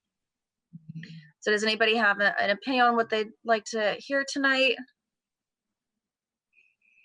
As a note afterwards, Mark Avis he has a few slides that we've added in at the end of my presentation, so he will also be talking after me. Let's just go over the changes, if you could, Ms. Crecelius, and then we'll hear from Mr. Avis, and then we can discuss the case. All right. Thank you. So this petition, it's the planned unit outline proposal for PUD located on 475 West State Road 48, called Westgate on 3rd. So some of the changes that we've seen, Jackie, if you can go to the next slide for me. A couple more. Still kind of part of my overview. Petitioners did update and kind of clarified their sign ordinance a little more. They went ahead and they did identify kind of specific uses that we had in our original recommendation or request, the specific uses that they might see in the commercial retail area that they added in area A. Some of those things are still kind of being fleshed out, like just making sure that we have well-defined definitions of some of these uses, but those are just small things that can continue being worked on. Let's see. So the petitioners did also submit the traffic study that was requested by the highway engineer. Let's see. Yeah, you can keep going, Jackie. Thank you. I didn't know how many slides necessarily to include in case we wanted to do an overview again. So drainage is still looking good. No new comments from Terry or anything. I think it's this next one. Thank you. So the traffic study, it was quite thorough, and it included recommendations for the 3 different intersections that they looked at. The first one was Park Square Drive and 48. They didn't have any recommendations. They found that there would be acceptable levels of service during the AM and peak hours, so with the existing intersection conditions. For Park Square Drive and the proposed northern access drive, it said it would have acceptable levels of service with 3 conditions. One access drive that has 1 inbound lane and 2 outbound lanes. In addition, says in addition of the exclusive southbound right turn lane along Park Square Drive, and then a stop controlled intersection with Bell Avenue and the proposed access drive. The third intersection was the Park Square Drive and the proposed southern access drive, and it had pretty well just the same 3 recommendations. The access drive that would have 1 inbound and 2 outbound, an exclusive southbound right turn lane, and then another stop controlled intersection. I did have feedback from the highway engineer, and they said that traffic study was sufficient. It was satisfactory. They had just a couple of small typo comments, but it was good. So did receive a final comment from Paul Satterley, who is on the call today. So he is recommending that if the the development moves forward and a through road is considered, that it should be built to county highway design standards. So this would be the connection from Park Square Drive, the West Rail King Road through the development that goes kind of northeast. So he laid out specific design standards that he'd want to see, and they are the standard county design for a road. There was a little bit of back and forth and conversation with Daniel Butler, seeing whether or not the roadway cross sections that they had proposed would be sufficient. But it is Paul's formal recommendation that if it is going to be a thoroughfare road, or if it ever may be, as we've discussed, that it should be built to county standards. So updated 2 of these recommendations. The conditions. One is that they did add property setbacks. They are still working on the specific types of retail, but it's mostly complete. And they did provide a traffic study. So overall, staff does recommend a positive recommendation to the county commissioners based on the findings of fact and subject to the Monroe County Highway Department and drainage engineer reports, and the 3 following conditions: that they still commit to any site distance improvements for the intersections of Park Square Drive, including necessary vegetation removal or burn removal; that they commit to offsite road improvements to Park Square Drive, including accommodating street approaches, driveway approaches. They have 2 exit lanes to provide adequate capacity at those intersections, and that the petitioner continue to work on outlining the specific types of retail uses that would be permitted in Area A. So, Julie, I see you have a question. I do. Terry Coleman and I happened to be out at that site a couple times last week, and we each discovered something interesting about the land, and I would rather have him describe it, as my voice is failing me. If you would, Terry. Sorry, Terry, we can't hear you. My bad. You good? Julie, from our meeting the other day and what we saw, I asked Daniel to meet me at the site today with Jason Crothy to discuss those 2 areas with them and give me their thoughts on that anomaly that's north of the sinkhole. And also, I talked with them about bypassing all discharge from the site and around the sinkhole. And Daniel said if that's the way we chose to do it, that he could accommodate us. I'd like to have Jason a little better address the anomaly a little better than I can. And I asked for his thoughts. And I believe he and Daniel are both here to speak to that. So I'll let them come on. There's also that issue of that area where they were intending to put the intersection across the exit across Park Square, but it's indented. The land is not flush. That's the north entrance, I think, right there. Yes, we talked to him. I asked him about that. Talking about and the east, on the east side of that, where it meets up with that intersection. There's a depression in the land at the point where we're going to put the roadway or the driveway. That's a little bit further south. It's the next street south, Jackie, right there. Okay. Okay. You can see the draw there in the aerial image. I talked to them briefly about that too, and they can address that. They plan to put a detention on either side of the road there, I believe, if I'm in the right location. But I'd like to have Daniel or Jason address the area that we identified when we were out there.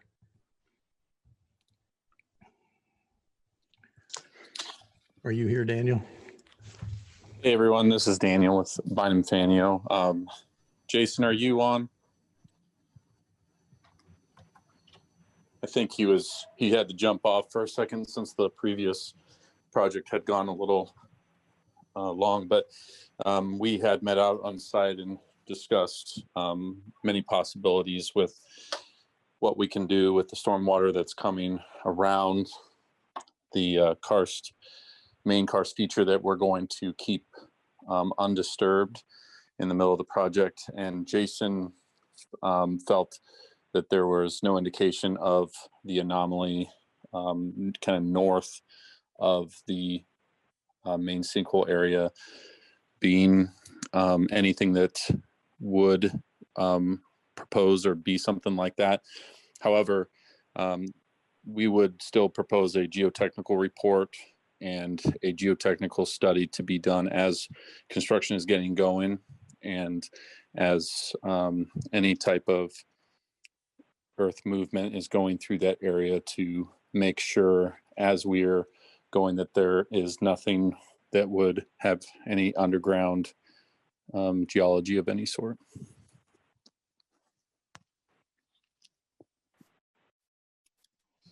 Daniel, will you address the element of bypassing the one sinkhole with the discharge from the drainage from the northern part of the site? Can I ask a question real quick? Is Jason a Bynum Fanio employee or ISGS or I don't know who Jason is. No, Jason Crothy has his own company. It's called Hydrogeology Incorporated, and it's a private entity here around Monroe County that studies hydraulics underneath the surface and also karst features. Thank you.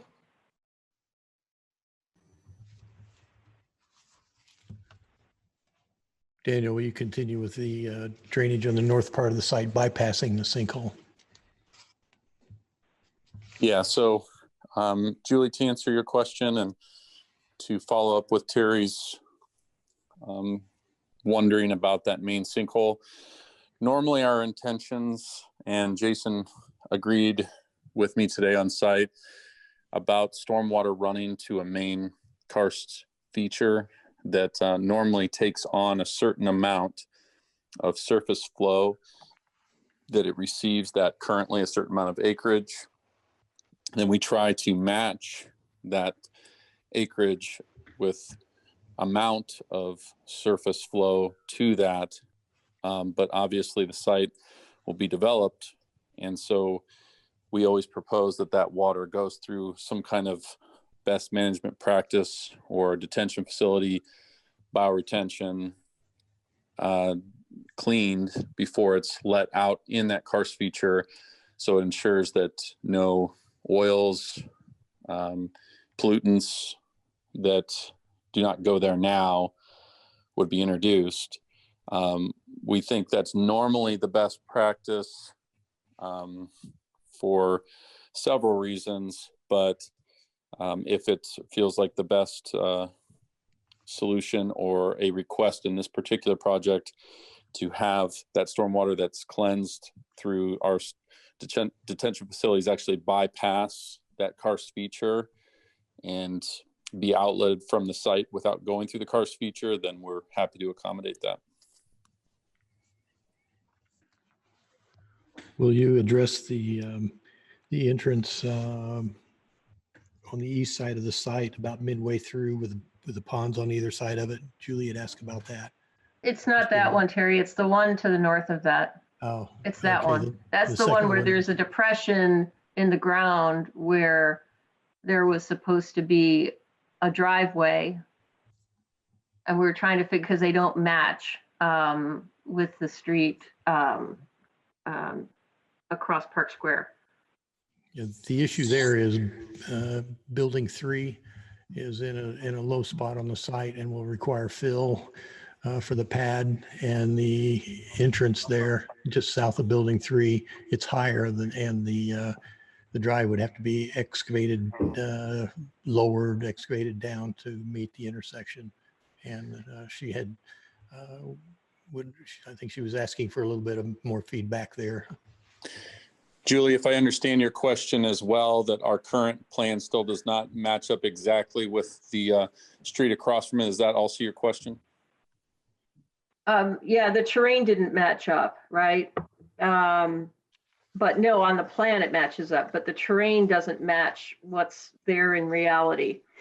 So you have a depression where you have a driveway and a building, and you have a raised area where the other part of the driveway is, and it's where it intersects with Park Square. So it would be higher than the other street that it intersects with across Park Square.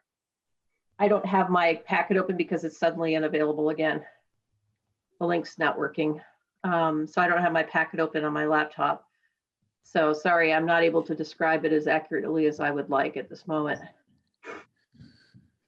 Yeah, no, that's no problem, Julie. I think in that part of the site, yeah, there would be some earthwork. I know that is currently higher, but the intention is to add it, match at an on-grade level at that location so that we have an at-grade 4-way intersection at that point. There would be a little bit of earthwork involved at that location, but there also may be a possibility that building number 3 would also step a little bit to create a little bit of ease and keep near the existing grades that are out there. Our current topographic survey, we'll look into that area to make sure it matches what's on site so we get an accurate depiction of our grading plan. Terry, are you comfortable with that idea of maybe stepping the building down and leaving that area, or do you see that as a something that'd be prone to flooding, or do you have concerns about that? I don't think that the drainage flooding is an issue so much as if he's got some significant cuts, the bedrock might be an issue. And in our conversation, Daniel said that they were anticipating as they firmed up and went into final design that they would be taking borings to get a feel for the bedrock and their and use that for their grading. I don't have any issues with the filling of the pad. It looks to me like it could be 4 to 6 feet, but I don't think that's unreasonable if bedrock and they've got dirt. The entrance drive, I was trying to visualize how much West Bell Avenue and South Park Square, that's a low point in both those streets. There's curb inlets going in there. They would have to cut to get to that grade. And I assume that they'd have a storm sewer connecting into the existing storm. Those are things I would be looking at in detailed design. Right. Thank you, Terry. Thank you, everyone. Appreciate that. Julie, this is Daniel again. I just wanted to also reiterate that we understand at this point PUD acceptance, that you would also get to see a final grading plan that will come back to Plan Commission, is my understanding, under a PUD development plan.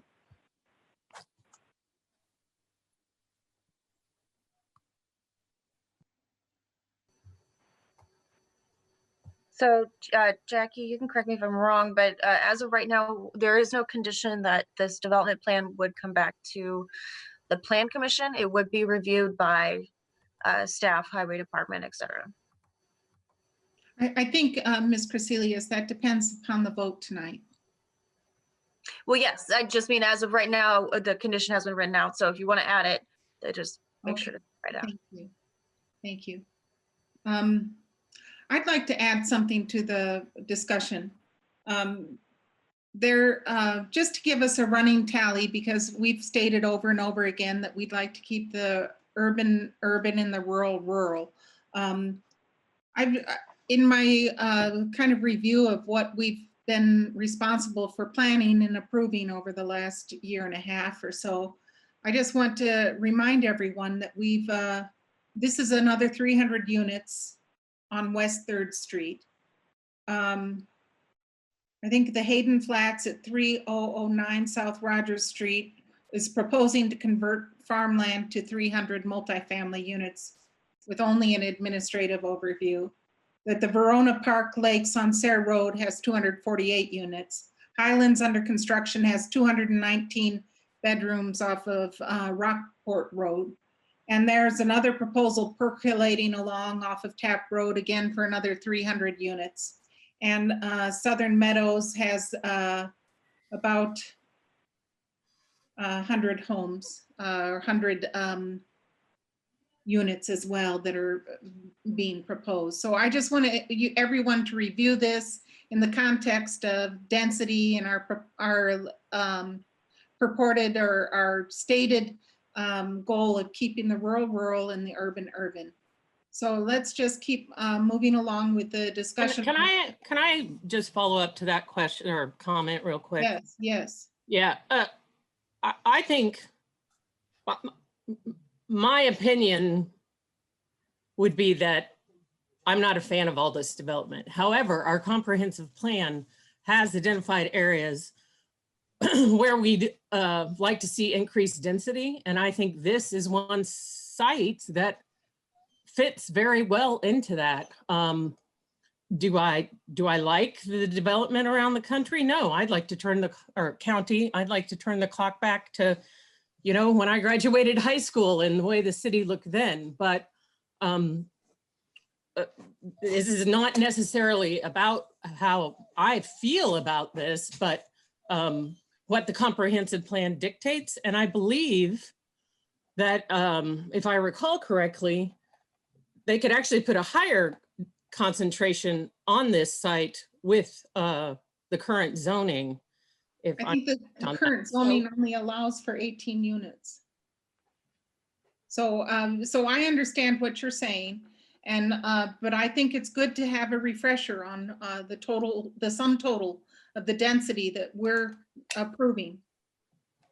But currently the automatic right to build is about 18 homes. This is a proposal to build around 300. Can I add something to that, Margaret? Yeah, and just a note, so Amy made a mention about the comprehensive plan. So the area is Makua mixed residential and Makua mixed use, which in phase 2 does lay out a few density options or design standard options, but Margaret is correct. It's RE1 zoning currently. So there's comprehensive plan and current zoning. Go ahead, Dave. Yeah, so I just wanted to mention that, you noted a lot of housing units that have been approved, a lot of those multifamily housing units, but imagine if those were typical, single family homes on relatively large lots. That would take up a much larger piece of the county. And so then you're encroaching on more rural land. The reason we have a lot of development here is because people want to live here. Our population's growing. It's growing in the city. It's growing in the county. It's actually growing faster outside the city than in the city. Part of that probably has to do with zoning. That's not, I'm sorry, Mr. Warren, those are value statements. And I just am giving facts here. Yes, and you're making value statements as well. So I'm giving you my value statements too. I'm not, I'm just saying that the sum total of the quantity so that everyone can be aware of the sum total in the county of them, because there continues to be a claim that we don't have enough housing, and yet in a very short period of time, we've approved quite a bit.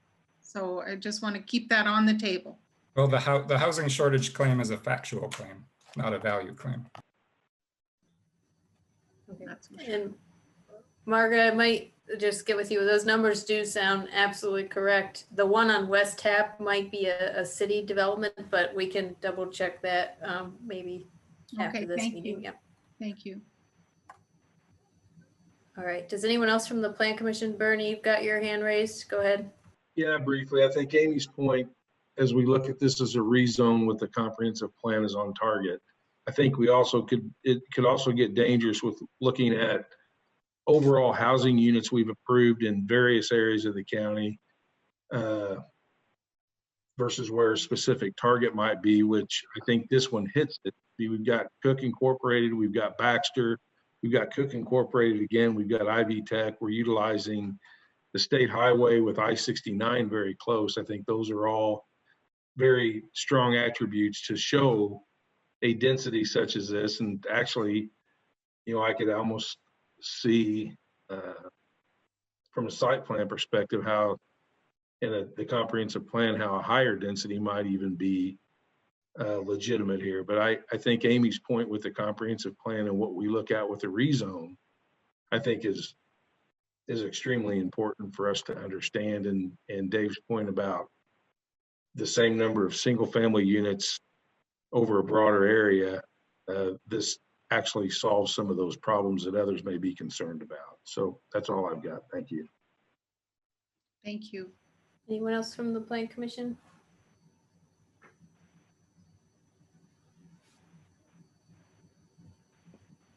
All right. I'm not seeing anyone, Margaret. Okay. Well, we have the plan laid out before us, and I wondered, I believe that Mark has said that he'd like to add or amend the presentation with some other information. Hi, thank you. I just have a very short presentation to kind of summarize everything we've gone through over the last couple of months and kind of the process. So, you know, at the site visit, there was a suggestion of adding a karst trail or a 3rd Avenue kind of a statement gateway feature to this development. I hope you're as excited as we are in terms of what we designed and incorporated. The proposed karst trail Fountain Plaza will designed as such. We'll have specialty pavers, bike stands, and benches will circle the fountain. The last call I wasn't on, but some people mentioned about, well, you know, can Mark do this? And I'm very happy with what we designed. It's designed to be an open and inviting to the public. It'll become a focal point along 3rd Avenue and the karst trail. It'll be a place in the future where people will take a break, relax, and meet friends. Next slide, please. You know, I want to quickly, you know, I think it's important, you know, and especially what Margaret was saying is, you know, to quickly summarize the recap of this development in the land. The Daniel family has owned much of this land before it was ever developed. Majority of this land was all zoned estate residential before being rezoned and developed. We talked about this remaining 38 acres and how it complements the now surrounding land uses in the area. We talked about walkability and the location to the different businesses that Bernie was just mentioning. A mix of housing alternatives close to the employment districts equals less travel time, less gas emissions, and a greater quality of life for the people that will live within this area. We'd like to thank the Daniel family for most importantly giving us this opportunity But to please note that we've been working on this project for over a year at this point. And we're thankful that they gave us the time to design and do the project the right way. We feel that the process has worked here, and we were able to design something that works for the community, for the surrounding landowners, and the entire process. Next slide, please. To recap, with the time they gave us, we were able to conduct an extensive community outreach. And this was brought up at your, on your prior discussion on topics about getting the community involved. We emailed and talked to over 250 homeowners. We talked to all the major businesses in the area. We got their feedback, we got their input. For the numerous letters you've received, the development has the complete support of the area. The comp plan mentions the need to have an expanded range of housing and lifestyle choices to attract the workforce it needs and retain those who reside here. This project has the support of these key stakeholders. There's a need for market rate at this location. And we're not talking about in general, West, Bloomington MSA, but we're talking about this location. There's a need for this product at this location. The employers talked about there's a need for a new rental community at this location. The employees want modern amenities. And many of these companies actually took it to their employees and their HR department. This development, and they did that before they wrote the support letters. The development will significantly contribute to the area's vitality. You've got letters from area businesses and banks. Employers and retail businesses in this area are struggling. The project is going to be proposing new barrier-free units. There is a housing shortage in general, but especially in this area. The limited rental supply in this area equals limited availability and less overall affordability. Having a project that's this location can bring down the cost of living and improve the quality of life. Employees can walk, bike to work. The shuttle service is important. Cook is presently short on parking, and some of the other ones are as well. Diverse housing options will appeal to different age groups. They'll be attractive to new companies looking to relocate in the area, and this is an exciting development. And those are not my words. Those are the letters that you've received and the input you got in from the community. Next slide, please. Did the process work? Many of you have complimented the site plan. We feel the process has worked. We listened and we adjusted. We added the Cars Trail Fountain Plaza. We added 11,000 square feet of retail. We added additional retail parking to allow more users and more flexibility. We worked extremely closely with Terry Quilliman and the Drainage Commission. We added significant stormwater detention management systems above and beyond what is normally required. We respected and designed around the site's environmental features to maintain significant open space. We closely followed the comprehensive plan outlined for this project. And in general, we felt like we were good students. This process has worked. We sought, we listened, we adjusted, and we followed the input, comments, and suggestions in the comprehensive plan. Pending anyone on a phone call today, in our 20-year history, this will be the first development that we've done that we've not had a single person, company oppose the development. Usually you have people come out for all different reasons, but this project is supported by the community in this area. Stone Chase, companies, homeowners are excited about this development. Next slide, please. Again, to just recap, how does this proposal fit in with the Monroe County's comprehensive plan? Talks about, again, providing a variety of density options to support multifamily developments in locations where it's supported by the services and infrastructure. This property has that. High demand for new development. Undeveloped sites on 3rd Street will experience development. This particular site, we're very lucky to be designing, is 38 acres. Many of you guys walked the property. It's a nice large project that can be designed the right way. Monroe County talks about changing demographics, the need for new housing not currently offered. We are proposing a diverse mix of housing. I won't go into the slideshows again, but 3 very distinct different product types that again, I mentioned in the last call, it kind of gives you the circle of life. Young professionals, married couples, empty nesters will live at this community. Diverse housing choices that a community can support a more resilient local economy. This is a very unique development. We're proud to design it. permit housing densities in locations where it's supported, and not only supported infrastructure-wise, but supported by the local community.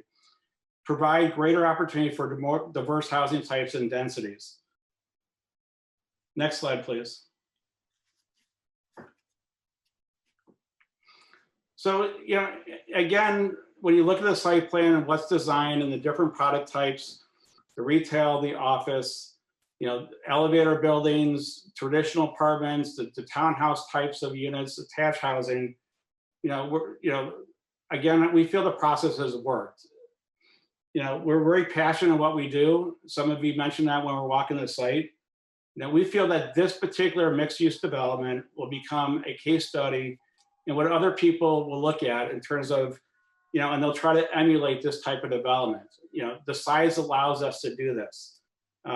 We are excited. We hope you support it. And we're very excited this will be in Monroe County at this location. And we look forward to bringing it to, reality at this point. Thank you. Thank you. Thank you.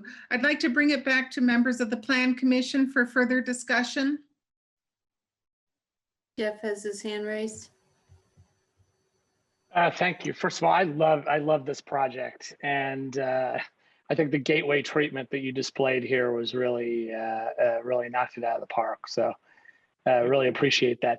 I did have a couple of quick questions. I didn't want to, Julie mentioned some concerns about the drainage, and I guess I didn't want to engage that as one of the conditions here, but I just wanted to make sure that you understand what the concerns are and have it in hand. I've developed in Bloomington. I know about bedrock. It's you get into the mass grading, doing soil borings. I'm very familiar with the area. So we know what we need to do. I think we've done everything that was asked of us at this point.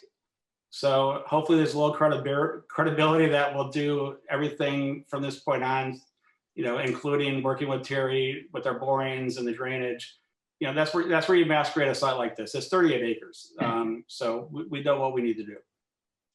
Okay, and then on the county highway engineer's recommendation to build the internal road that might potentially be connecting the subdivision to county road standards, what's your reaction to that? It can be done. I feel that in general, I sometimes express my opinion too much, but I'm very transparent. I don't know if it'll ever be connected. But we can do it. If it's the condition upon getting an approval tonight, I mean, we would do it. But as you said, we knocked out of the ballpark with the Karst Fountain Plaza. That's going to be a significant cost to us. We've done everything that we can possibly do to make this a Class AA project. In my heart, I don't think it's necessary, but if we had to do it, then we have to do it. It can be done. It's not an issue. Thank you. And just so you know, we don't need parking along. I mean, we would have to look at, do we have parking on one side of the street versus two, but, I think, we would work with, again, your engineers, your consultants, with our engineers and consultants, and come up with a plan that works. Hey, everyone, this is Daniel real quick. I just wanted to mention with that road connection, we looked at both ways. If it was just an emergency ingress, egress at that location, or a full through connection to the street, that there's safe signage, ways to do both of them. It really, I think, can be a choice if there's a certain opinion on that. But I think there's safe ways to accomplish both.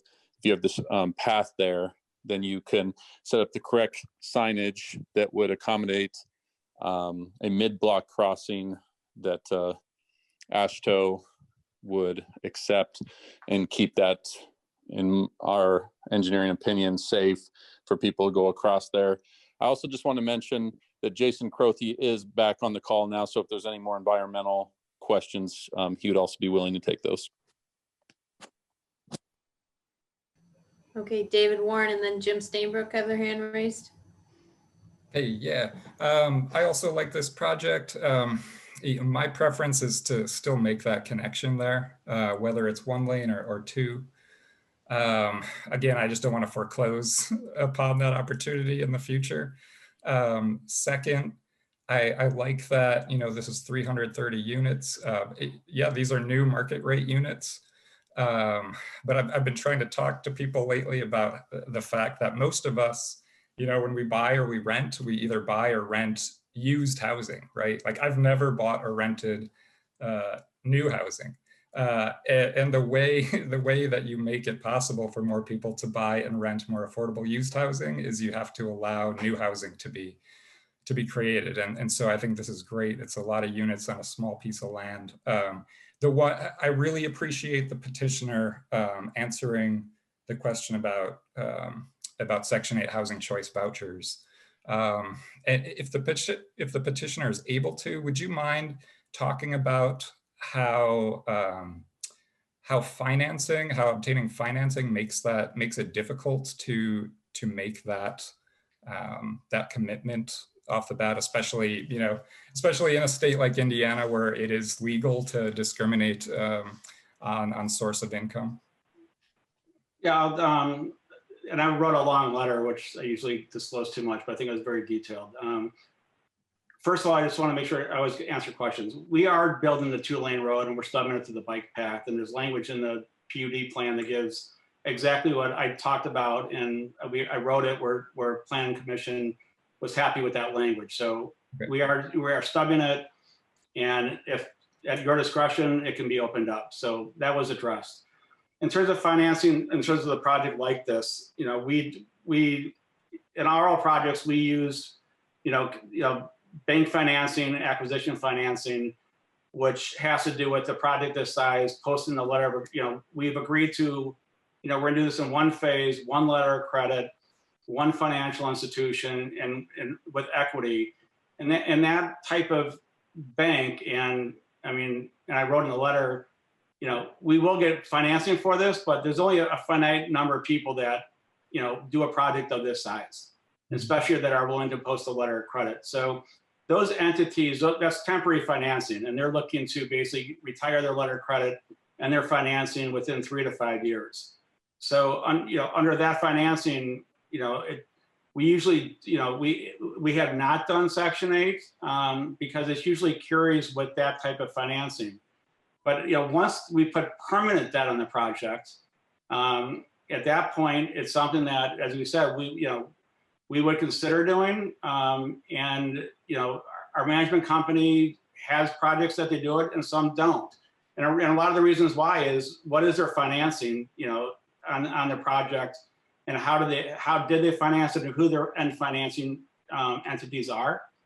Some allow it, some don't. But it really has to do with, it's a financing vehicle. But as I said in my letter, and I think you can kind of tell about how we've done things, we are not adverse to it at all. Our management company has done it. And again, I've done it at my prior company. So it's nothing that we are adverse against. You have to wait till you really put the permanent debt on it and the acquisition financing is put to rest. So that has a lot to do with it. And then upfront financing, we're not looking for tax credits. We're not doing, we're not getting government money to finance a project like this. And you really couldn't finance a project like this with those types of agencies. So I think I answered your question. I think the letter is, pretty thorough too. Yeah, no, I really appreciate you answering that because I know it's something that is complicated. I guess I would just, request when you do have the permanent financing in place, to really think about opening up, a certain percent of those units to folks with housing choice vouchers or other forms of direct rental assistance, simply because, as you probably know, waiting lists for housing vouchers, they're quite long, and often the reason, aside from the lack of federal funding for the housing choice voucher program, oftentimes it's because landlords simply refuse to accept those. And totally open. I've done it before on projects. So, okay. The answer, as I think in everything we've kind of answered. I hear you, I agree, and we're open to it at that stage. Okay, appreciate it. Thank And you. then, in terms of affordability, which you also mentioned, is that, I had a slide before that talked about, in this immediate area, people that want to live, near work, for whatever reasons, they want to walk to work, etc. In this pocket, there is limited availability, which has, really increased, the rental rates or there's no availability. So a project like this helps bring down the affordability. And a couple of the, BEDC, I think mentioned it, that a project like this in this location where people can walk, bike, we're providing the shuttle, this could help decrease people's cost of living in general. Yeah, you don't have to sell me on that. I appreciate that Okay, you really thank you. address the Section 8 Thank you, housing Mr. choice voucher concern. Thank you. Okay, so who's next? Jim and then Julie. Okay, thank you. Mr. Stainbrook? Yes, I'd like to thank Margaret for the data that you presented. I don't know that you made any direct implications, but I inferred implications from the data itself. And then I am really impressed. I'm being very honest and candid. I hope this isn't inappropriate. It's not my place to make these judgments, but I've been very impressed with Mr. Avis's presentations. And if you all promise not to laugh, I would say that he has included some elements of the new urbanism. So thanks to Margaret, appreciation to Mark. Thank you. Thank Right, you. We Julie? are, as I said before, we've done a lot of these developments. This is something that we'll be proud of forever. Julie has her hand raised. Ms. Thomas? Sorry, I was muted. There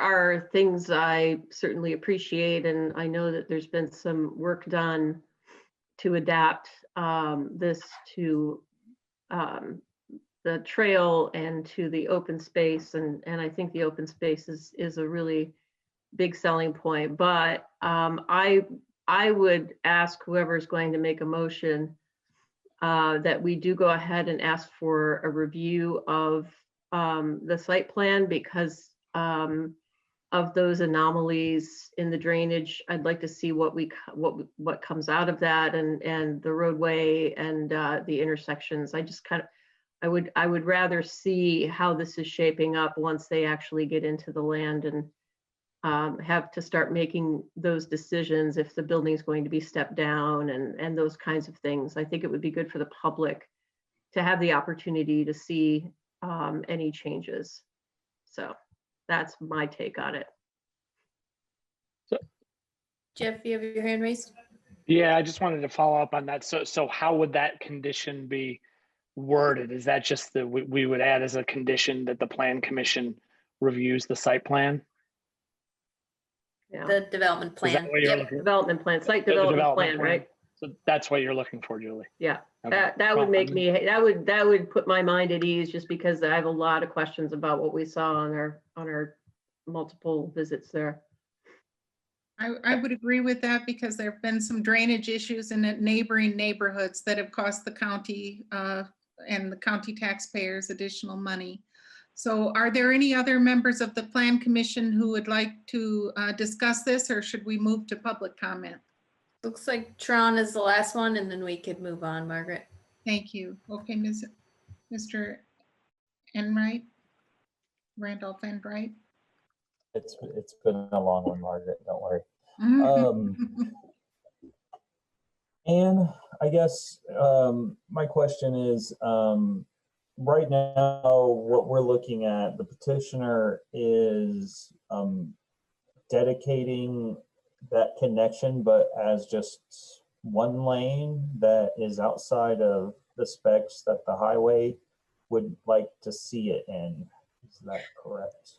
Correct. So it'd be built out as 2 lanes with one blocked off.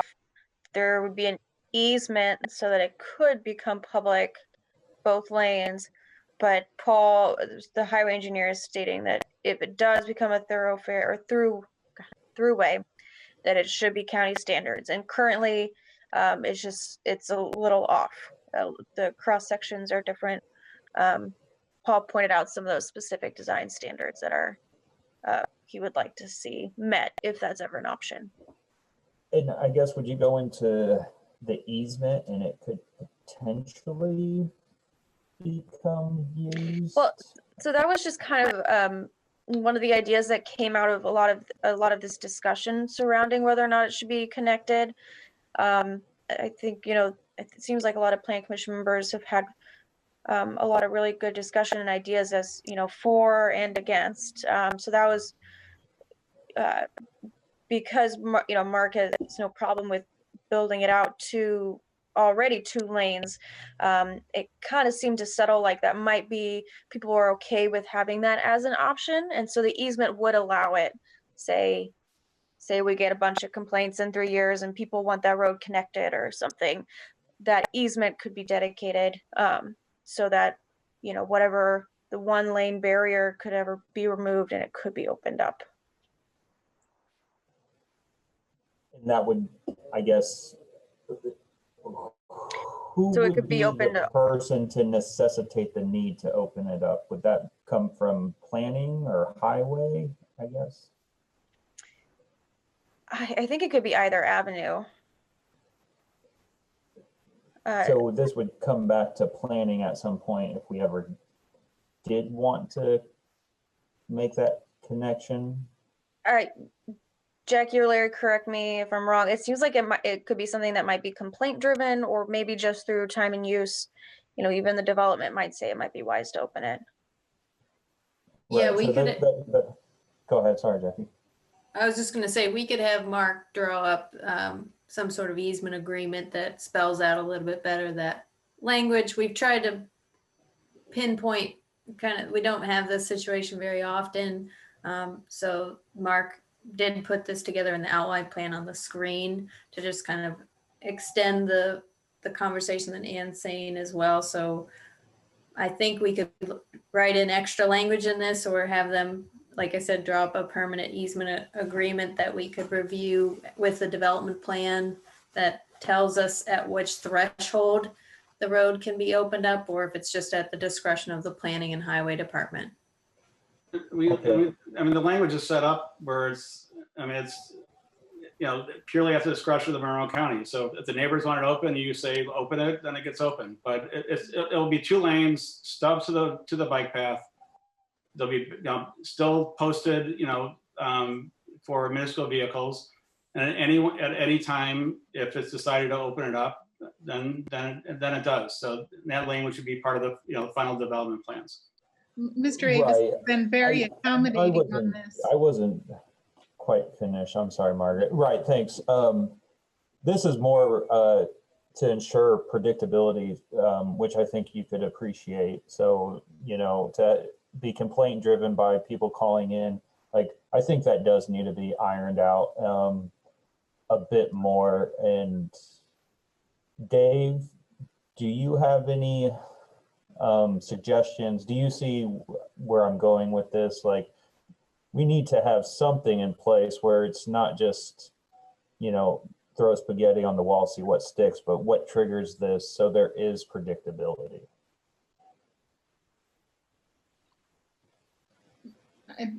Well, I guess I'm not sure where you're going, other than this. I would agree that it's good to have some guidance for those that are making the decisions about what's expected. Okay, and I had one additional comment, Margaret. I'm sorry. It's okay. If you want to interject, that would be fine. You go ahead. My additional comment is this kind of makes me think of some other developments we have done in the past where they have stubbed out connectivity to meet the minimum connectivity. Now, I'm not sure, and if you can recall, the development to the west. Now, was this a stub to meet the minimum connectivity requirement?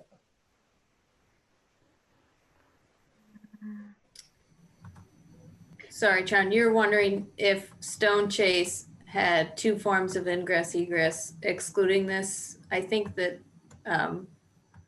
the way that the Fieldstone PUD is set up is that it just has connections throughout, and it was part of their outline plan. Okay, so not exactly, but so yeah, I think connectivity is something that we should really look at. I'm kind of in the middle of it. I think the way that the petitioner has outlined it, and if we do look at it at the development phase, then great. But thank you. Margaret, did you have a comment or question? Well, I just, on this issue, I have appreciated Mr. Avis's willingness to work with us and with to give us maximum flexibility with our own goals. He has cautioned that there are safety issues that concern him as an experienced developer, and that has my ear, but I think he's given us maximum flexibility, and I don't think we can ask for more than that. Thank you. I'd like to make sure I just have a chance to just say something before you take the vote, I guess. Yes, Mr. Davis. So in terms of adding the condition, that the project comes back, as a developer, in terms of, I'm just, financing and putting all the pieces together. I would like the condition to really be about what Terry and the drainage. Not because if you leave it site plan approval, to come back, and if none of you guys are at the project, I get 5 other people saying, oh, you should do this, this, and this. The concern is really based on drainage and grading of the project, and that we're okay with, because that's common on a project, such where Terry is going to review our borings, our drainage, and make sure it all works, and he's going to give the recommendation that it does, and then that would come to you if you require that to review. But it has to be, just want to make it clear that we don't get caught up in a condition upon everything has to come back. Because if the site plan, we love the site plan and we worked on the site plan for a year, we're talking about really condition upon, as long as the site plan works as it is with drainage and engineering, then we should be, our approval still should remain in effect versus, oh, you should do this or this on the plan, because at this stage, we would spend probably we'd be spending $400,000 to get to the next stage, which is basically final plans, which Terry is going to be looking at. So there's a little concern there. I just want to address it, so you can help us out in terms of your condition upon, seeing, which I agree with, seeing the engineering and Terry's recommendation and seeing that, before, as a stage, but we're talking about, engineering, borings, and things like that. Thank you. Thank you. Are there any members of the public who would like to comment on this proposal? Jim Shelton has his hand raised, and then Jennifer Pearl with BEDC. So Jim, do you want to go first? And Hans, if you could just have the timer in the background for the 1.5 minutes. I guess, Margaret, is that what you'd like?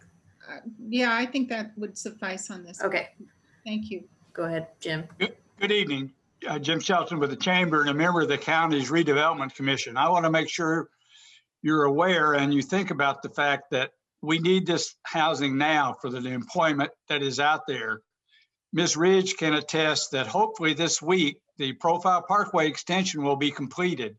That will open up the former ABB site into development, which I think will provide a site for a lot of jobs. And then we just finished the extension, the connector from Hartstrait Road up to the new West Side Y, and then down to Daniels Parkway that opens up another whole bunch of land for potential development. So there's a very strong potential for many more jobs out there, and this would be a wonderful site for their employees to live. Thank you. Thank you, Mr. Shelton. Ms. Pearl?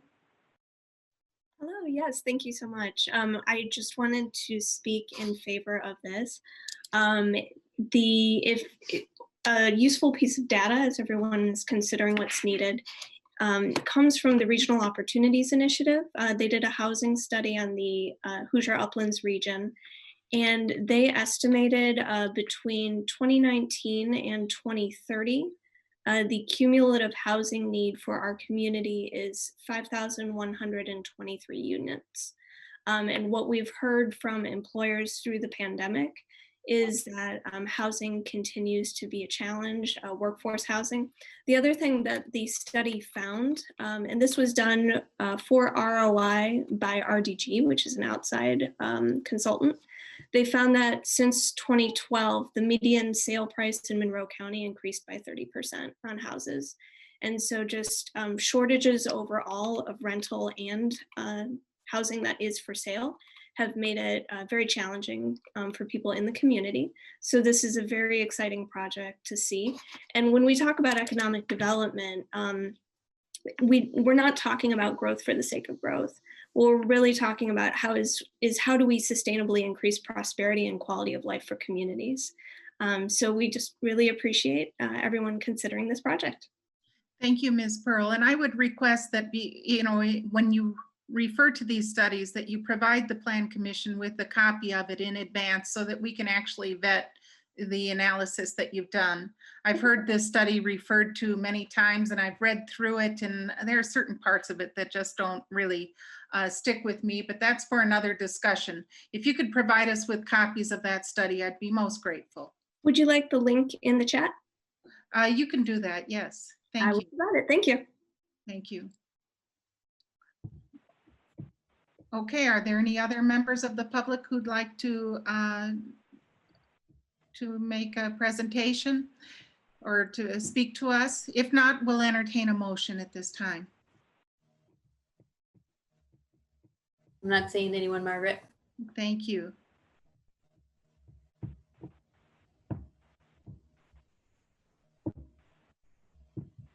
I can make a motion. Would you put the conditions, or yeah, there you go, thank you.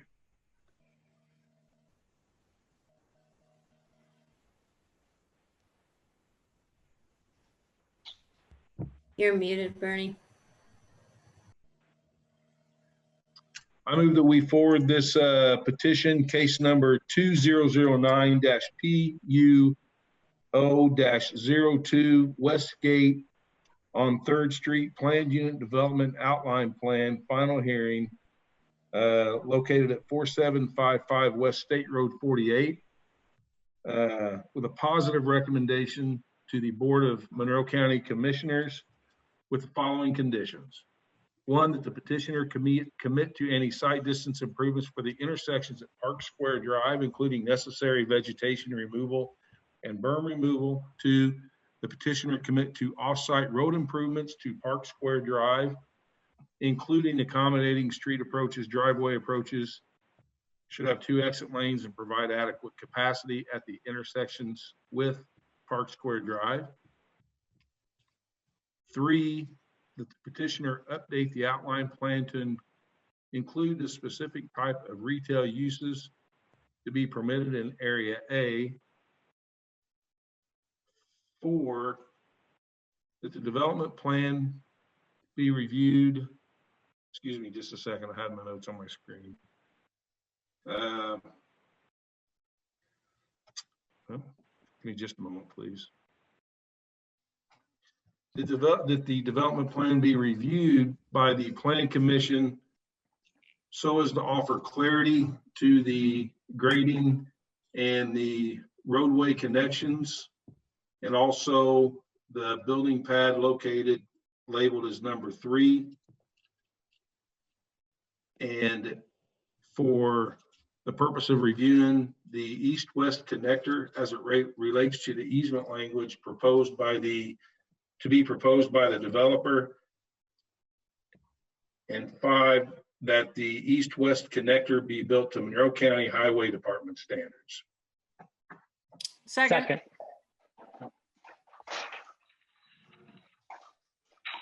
Did I miss the site plan review? No, can I clear that up, Larry, or how do I handle that? I think your condition was that the development plan be reviewed by the Plan Commission as opposed to staff. And you cited grading and the roadway connection and the east-west right-of-way connection. Okay, thank you. Does that satisfy your needs there, Julie? That works. I think you cut out. It's probably my internet, but thank you. I appreciate that. The one thing I would add, if it's okay, is like subject to department reports and.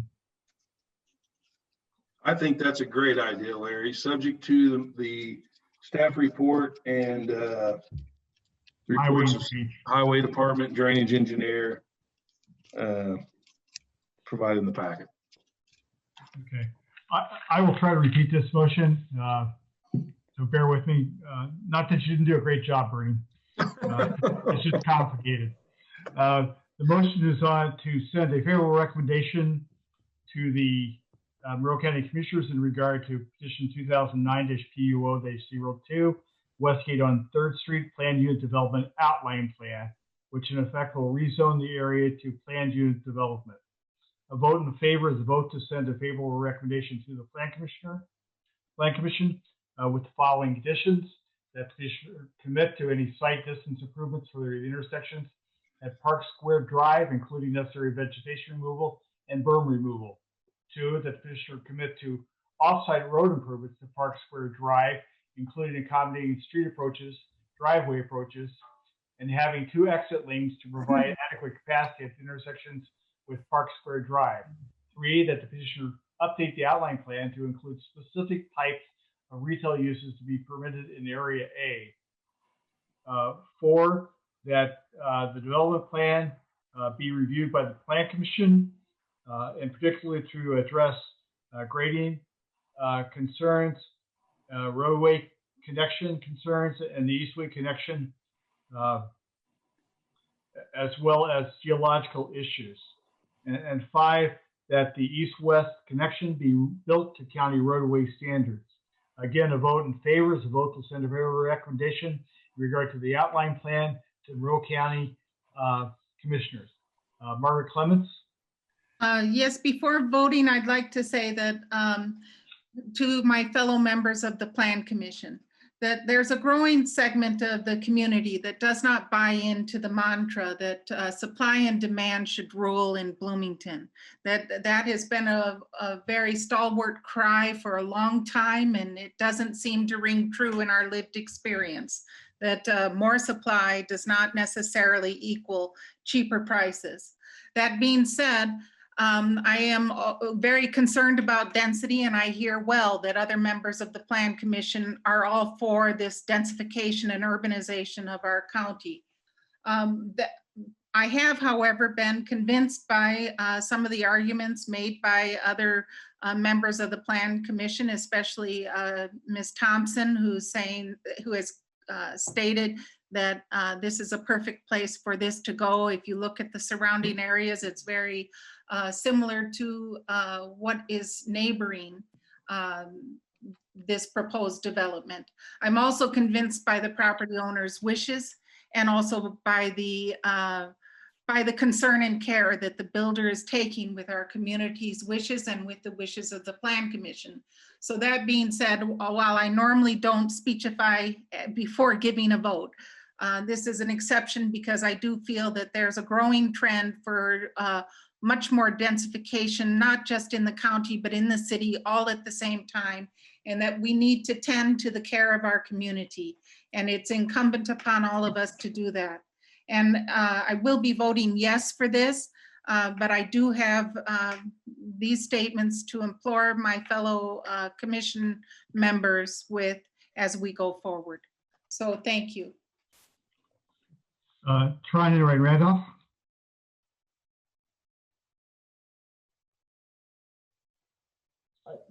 I have a point of order, I guess, clarification on Bernie. Did that meet your motion? I mean, the way it was read back, the site development review phase kind of was covered all. I thought you were giving criteria where we could only view those elements. The way I understood Larry's repeat of my motion was correct as far as the connection with the existing roadways and the grading. The geologic features portion of that, I did not mention that, but in good faith, I accept that it as it relates to the grading of those connections, I accept the way it was read back. Okay, so because the way it was, I didn't mention geologic features, but go ahead, excuse me. The way I heard it read back, it was broad. We could review the entire site development versus just those particular things that you cited. What I wanted clarification, were you saying we would bring it back for the review just for that certain criteria or for the whole site plan review? That's for those criteria. I understood Larry to read it back that way. Larry, am I misunderstanding that? Yeah. Frankly, I was concerned about trying to like limit. I mean, the development plan will be reviewed based upon the outline plan. Okay, so that will cover that will give you some limits your discretion in approving or making changes. They've been approved for a number of units. The roads have been outlined and so on. But to try to say, well, that's really not part of what Plan Commission agreed to review. I didn't try to make that distinction based on your motion. If that's your intent, to limit it only to certain issues,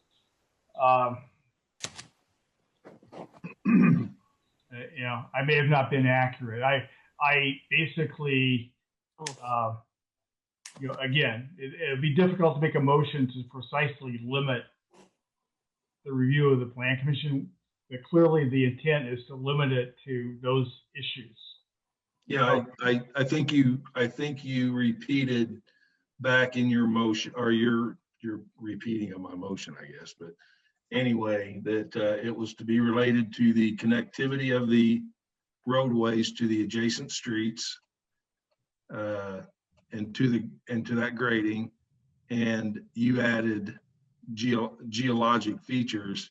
And frankly, I added that because of your reference to grading and Terry's. Yeah. So if it's in reference to those that grading area that Commissioner Thomas had, I wanted to give her due deference to understand that we could look at that because of the bedrock and the things that were exposed. But I don't look at taking this and starting to move buildings around 2 or 3 feet, or we need to move a sanitary manhole over this way 12 feet, or we need to start looking at all the different plantings that are going to go on the property. And that's why I listed the grading, the roadway connections, and as they relate to those areas that Ms. Thomas discussed.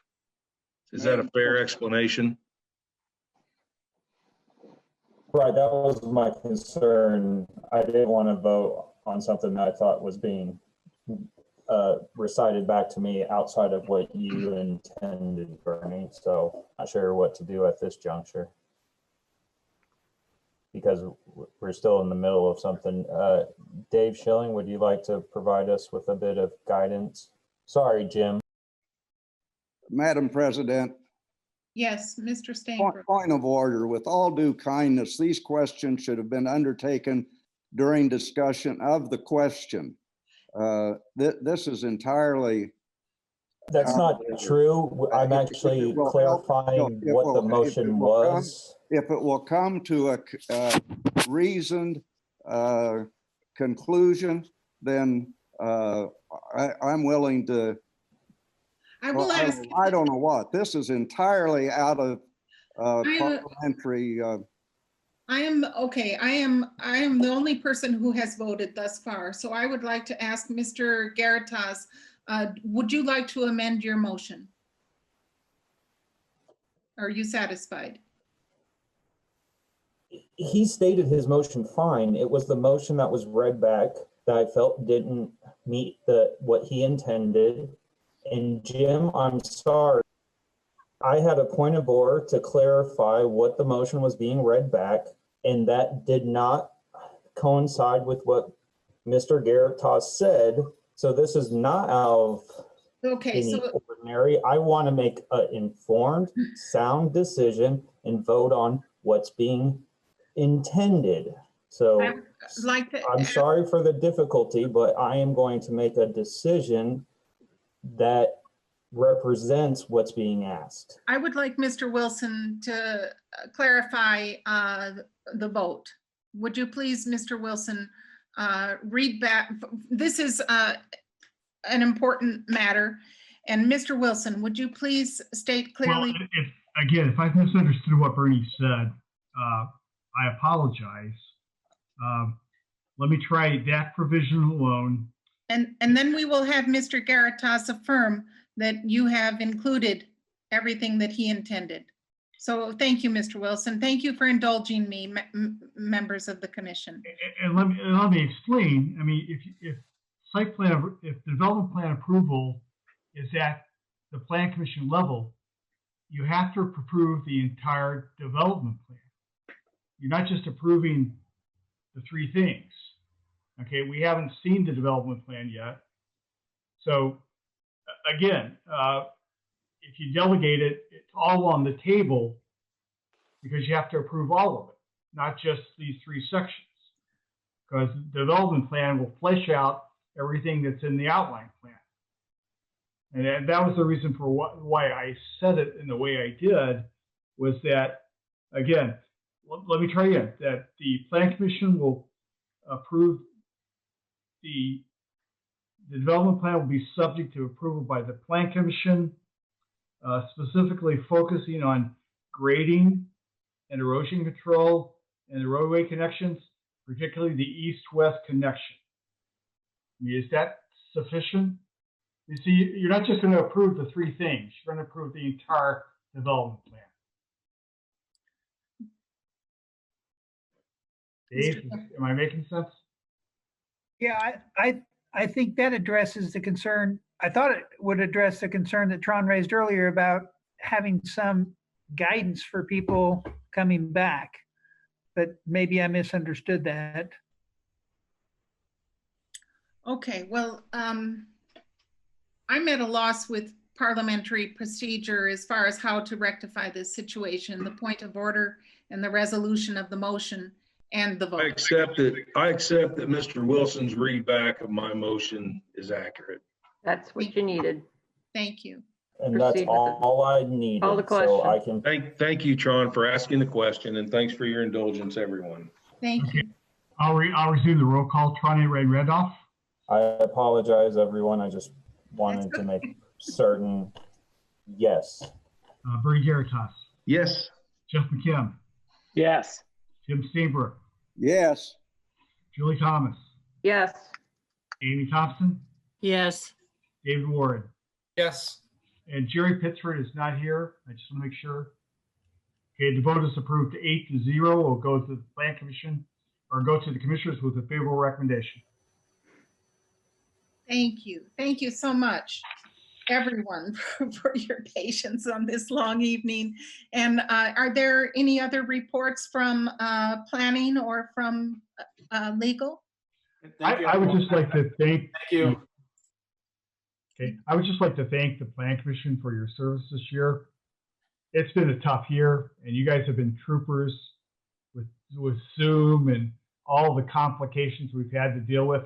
And we've dealt with a lot of business for this year. And again, thank you for your dedication. Thank you for being open and candid. Thank you for your criticisms.